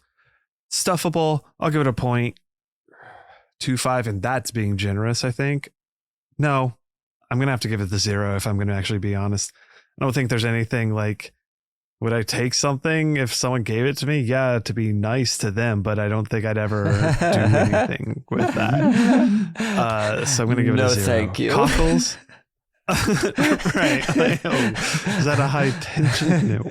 And not because, again, like I dislike the movie. I just don't, it speaks to this next one. The Cockles doesn't do too much for me. I'll give it a 0.25 because there's things I like about it, aspects to the filmmaking, and there's stuff there that I do respect and like out of it, but it just doesn't do much for my cockles. Like, I don't dislike home invasion movies as much as Sam does. I'm a little bit more open to them, but they're not my favorite type of movie. But there are ones that I like that I feel like are done well, and I like those. So 0.25 kind of hits on that. And rewatchable, I'll give it a 0.25 because, again, I'm not, that feels really low. I'm not opposed to watching this movie again. It's maybe something I just don't care to do. And a 1.25 does feel really low. I don't feel like it does deserve that. Maybe Sam feels that way, but I don't. That's lower than what my score will be. I'll give it a 0.5 for Sticky to raise it up there, I think, and get it to what? That's not a 1.5. Whatever. I'll be weird about it. 1.5. If All I right. think fondly of this upon rewatch, it'll go up. But cool. I didn't think I was going to be that low. That's interesting. It's funny how that works sometimes. The scale. I don't know, man. I think it needs tuning or something. Hey, I don't know. Let me know. Think about it. All right, go ahead. So engaging 1. I don't know. Was like completely engaged with this. So 1 there. Cool. Sticky 0.5.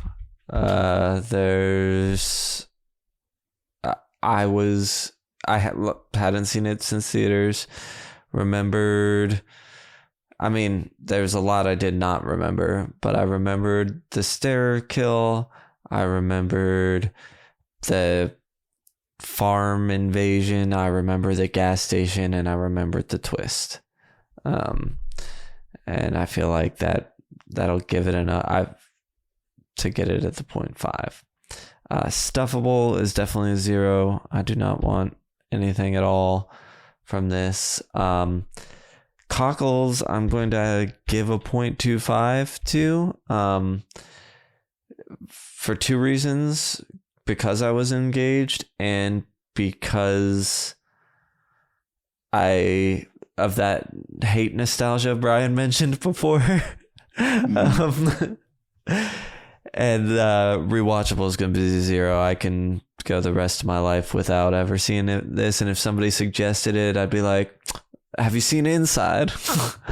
So sure. 1.75. 1.75. Yeah. You're good with that. Yeah. Sounds about right. Good with that. Yep. I'll be a 1.5 on Letterboxd. Perfect. Now let's go to Michael Thomas, the author, the musician. I checked my Letterboxd. I gave it a 4.5. Whenever I got my Letterboxd, and I went through all my favorite horror movies. That might be too high, only because just finding out the information about the story and how it was taken. Sure. The Dean Koontz story. That's frustrating. Writers deserve their credit. So maybe I'll lower to a 4. It has nostalgia for me, not hate nostalgia, but art house gore, French nostalgia, and that was my gateway, or this is my gateway film to that. So engaging 1, I was along for the ride the whole way, to the point where when the plot didn't make sense, I was still along for the ride. Sure. Yeah. Sticky 0.75. It sticks with you, or if your stickiness gross, is it grossness, or does it sticking with you? Sticking with you. Sticking with you. Yeah. Sticking with you. It stuck with me. There's scenes that was Ross, I agree. I think it was the first time I've ever seen a horror film where the taboo was broken, where a child was shot. And that was brutal. Nobody's brain should see that as entertainment. That's rough. You just put that up with some documentary about some sort of real life murder or what do you want to call it, true crime. That's on that level. You can have entertainment without going that direction. I think that's always been avoided. And this broke that taboo. I don't know if it's the French were just, I don't know, more tough, kind of like you could watch a lot of foreign films and they'll just hit more story points, like Korean cinema won't always end happily, or Japanese cinema goes so bananas where they're just having fun sometimes, like a movie like Hausu or something like that. But anyway, this did stick with me, 0.75. Stuffable, I owned a high tension shirt. If I saw another one at a con, I would buy it. Sam met me in a high tension shirt, and years later, here's me on a podcast with him talking about it. So yes, 0.75 stuffable. Cockles, is that the feeling it gives you? Yeah. As in like, and your cockles of your heart. Is that your 0.5 for that? And rewatchable, there is nothing more I can learn from this. Sometimes I rewatch movies to learn more. I don't feel good rewatching it, but it sticks with me. I'm going to say 0.5, which is probably fair with my IMDb rating. Yet learning today about the Dean Koontz thing, I'm in Dean Koontz's corner with somebody just taking his work. I mean, maybe there could be something said, maybe Dean Koontz and them could come to an agreement. They're still fans of this movie. But as a writer, I'm on the board with writers, so I don't know how that changes it. Oh, Michael Thomas is here. Yeah. So 1 plus 0.75. What is the math there? 3.5. 3.5. Okay, there we go. Didn't quite get you there, but maybe with the Dean Koontz knowledge, maybe that is right. I would have thought your cockles would have been higher, because that's like it is, you like the style of it type of. Yeah, and once again, it is a gateway movie for me, because that one right from there went right into, I think next was probably Martyrs, Frontiers, and you guys haven't seen Livid, right? With an E, Livide. No, I'd recommend that one, not for the podcast, but for you guys to watch if you like French horror. I believe it's the same guy who did Inside. Well, so far, well, then that intrigues me. I was gonna say so far I do not, but I do like Inside. So we did have some acolytes talking about this movie. We had a big discussion, a big Dean Koontz discussion as well. There are a few, we'll call reviews in here. Ricky says, great movie that falls apart towards the end quite a bit. Plus it's a ripoff, which is kind of lame, but all in all, somewhere between I and okay. So that's what we got. Thanks. Yeah, and then it just kind of goes into what's this a ripoff of? We get all into the Dean Koontz stuff. So if you're interested in that conversation, that goes there. I got T-Boo says, wow, I gave it a 6 on Joe Blow after going scorch earth on AHA for being a hack. I disagree with my score. It's a 2.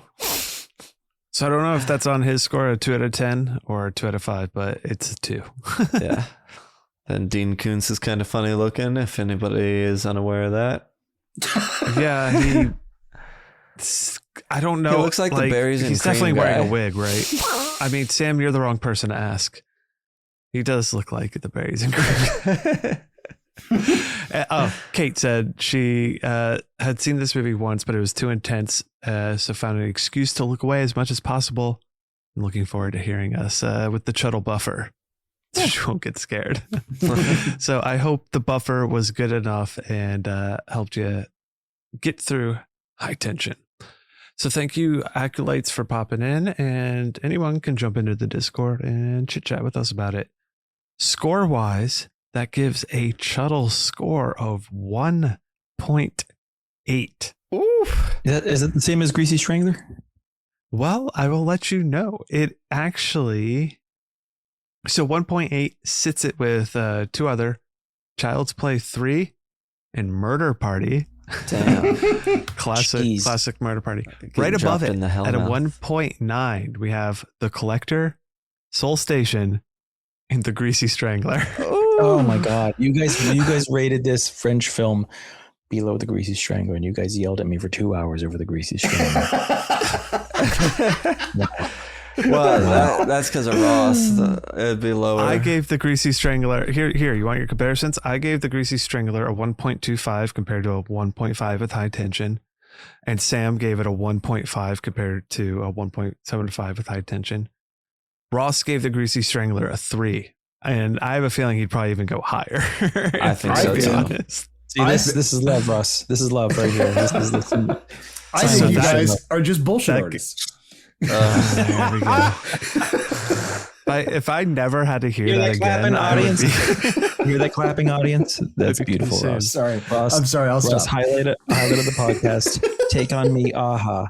That's beautiful. Interestingly stuff. enough, at 1.7, our very first movie, Cheap Thrills. Cheap Thrills. Cheap Thrills. Yeah, not much below it. I mean, realistically, this is Pooping interesting. in a Not much living below room. it. Curtains, Pizza, Wishmaster 4. Pizza's the 1.4. Then it goes 1.4, Wishmaster 4, 1.4, Diary of the Dead, 1.3, Wishmaster 3, 1.3, and then 1.2. Sorry, did you guys rate Curtains, the 1981 slasher movie, very low? 1983 is what I have, but yes, I believe. Oh, sorry. You guys rated that low? The old lady mask. Yeah, we didn't care for it. Oh, really? Ross likes it. Right. I like it. Ross gave it a 2. Oh wow. Yeah, well, it might have been because of us shit talking it, but it never. It's definitely one of those movies where like I'm glad that I watched it, but I don't need to watch. Like it's such a weird one. Ice skating. I don't know. Maybe ice skating and slashers shouldn't mix. So there was the commercial for that movie, for the movie Curtains, where there was a doll in the middle of the street and it was raining. And I saw that commercial when I was a kid. And it was a Canadian film. So I don't know if I was in Pennsylvania when I was a kid, how I saw this commercial for this, because I don't think it had a big theatrical release. But that stuck with me for years. And I never knew what that movie was until somehow when I was just on message boards years and years ago. It could have been IMDb something. And somebody brought it up, and I was like, "Wait a minute, is this that film with the doll in the road in the rain?" And then I was like, "Oh, and this connects to the ice skating." And that movie freaked me out. So I have nostalgia for that movie as well. I can't believe you guys rated it so low. Wow! All your favorite, but you must love all these movies down here. Well, wait. I bet he does, because our next ones are at 1.2s. Halloween Ends. I don't know how you feel about that, but the other one is Antichrist. Okay, that's not bad. It has Seems like one you'd like. Exactly. Yeah. And then Texas Chainsaw Massacre, The Next Generation, is our lowest at a 1.0. 4 is bad. Texas 4 is terrible. So there you have it. That's, I mean, just because it's so low, I give everyone a reminder of what's down here with it. What am I, 3.5 on High Tension? I'm a 3.5 on it. That's fair. Yes, you are. Yeah. That doesn't factor into the Chuddle score. So. Oh, okay. I see. Okay. That's just your so independent. Yeah. Right. Exactly. I see. Okay. I'm so glad there you have it. That is the conclusion of tonight's meeting of Chuddle the Pod. If you're enjoying the show, want to stay up to date with us, follow Chuddle the Pod on Instagram and Threads. See Ross's killer tattoo work. Go ahead and follow him at Ross Purpose on Instagram. Even hit him up. Get tattooed. Buy his shit.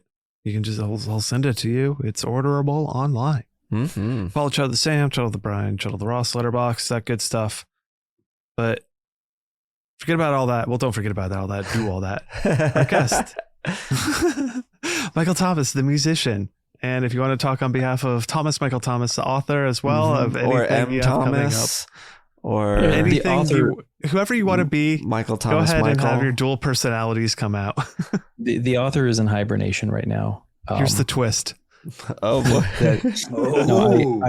So last year I was writing my 4th book at this time last year. My 4th book was going to be this, and it is going to be this road trip 1970s college girl meets Texas Chainsaw Massacre. Midsummer, I was going to throw this religious cult in there. That all these churning ideas.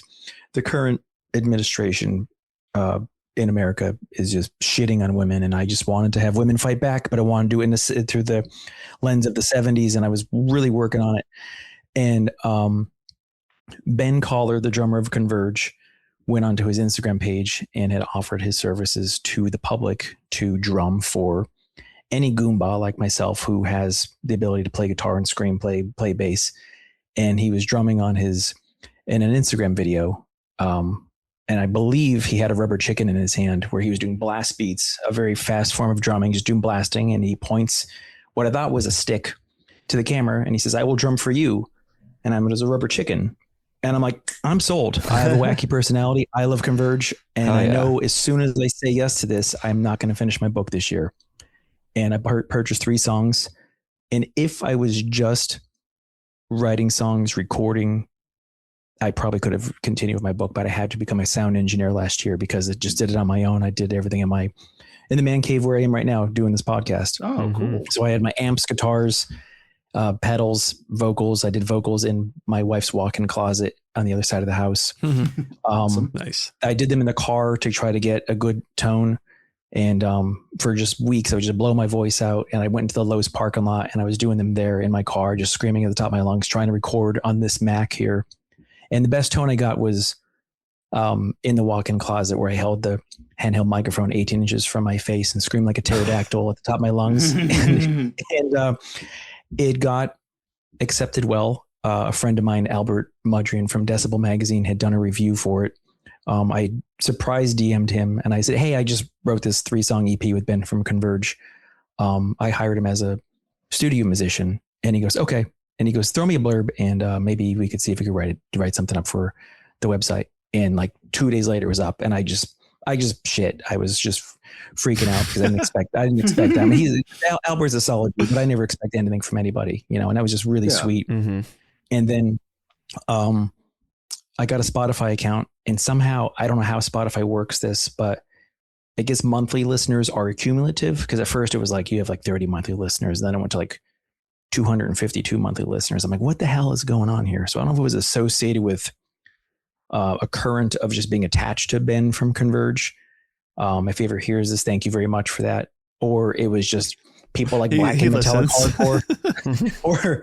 But it was beautiful how it worked out. So I was going to sell all of my band equipment, everything, every guitar I have, amp, cord, pedal. I just was going to get rid of everything to clean up my closets. And now I want to do another record this year. So I changed. Another Salt Divination record? Another Salt Divination record, yeah. There was enough feedback. So M. Thomas may return. M. Thomas will return. My favorite moment was there's this band, a one-man black metal project called Serpent Column.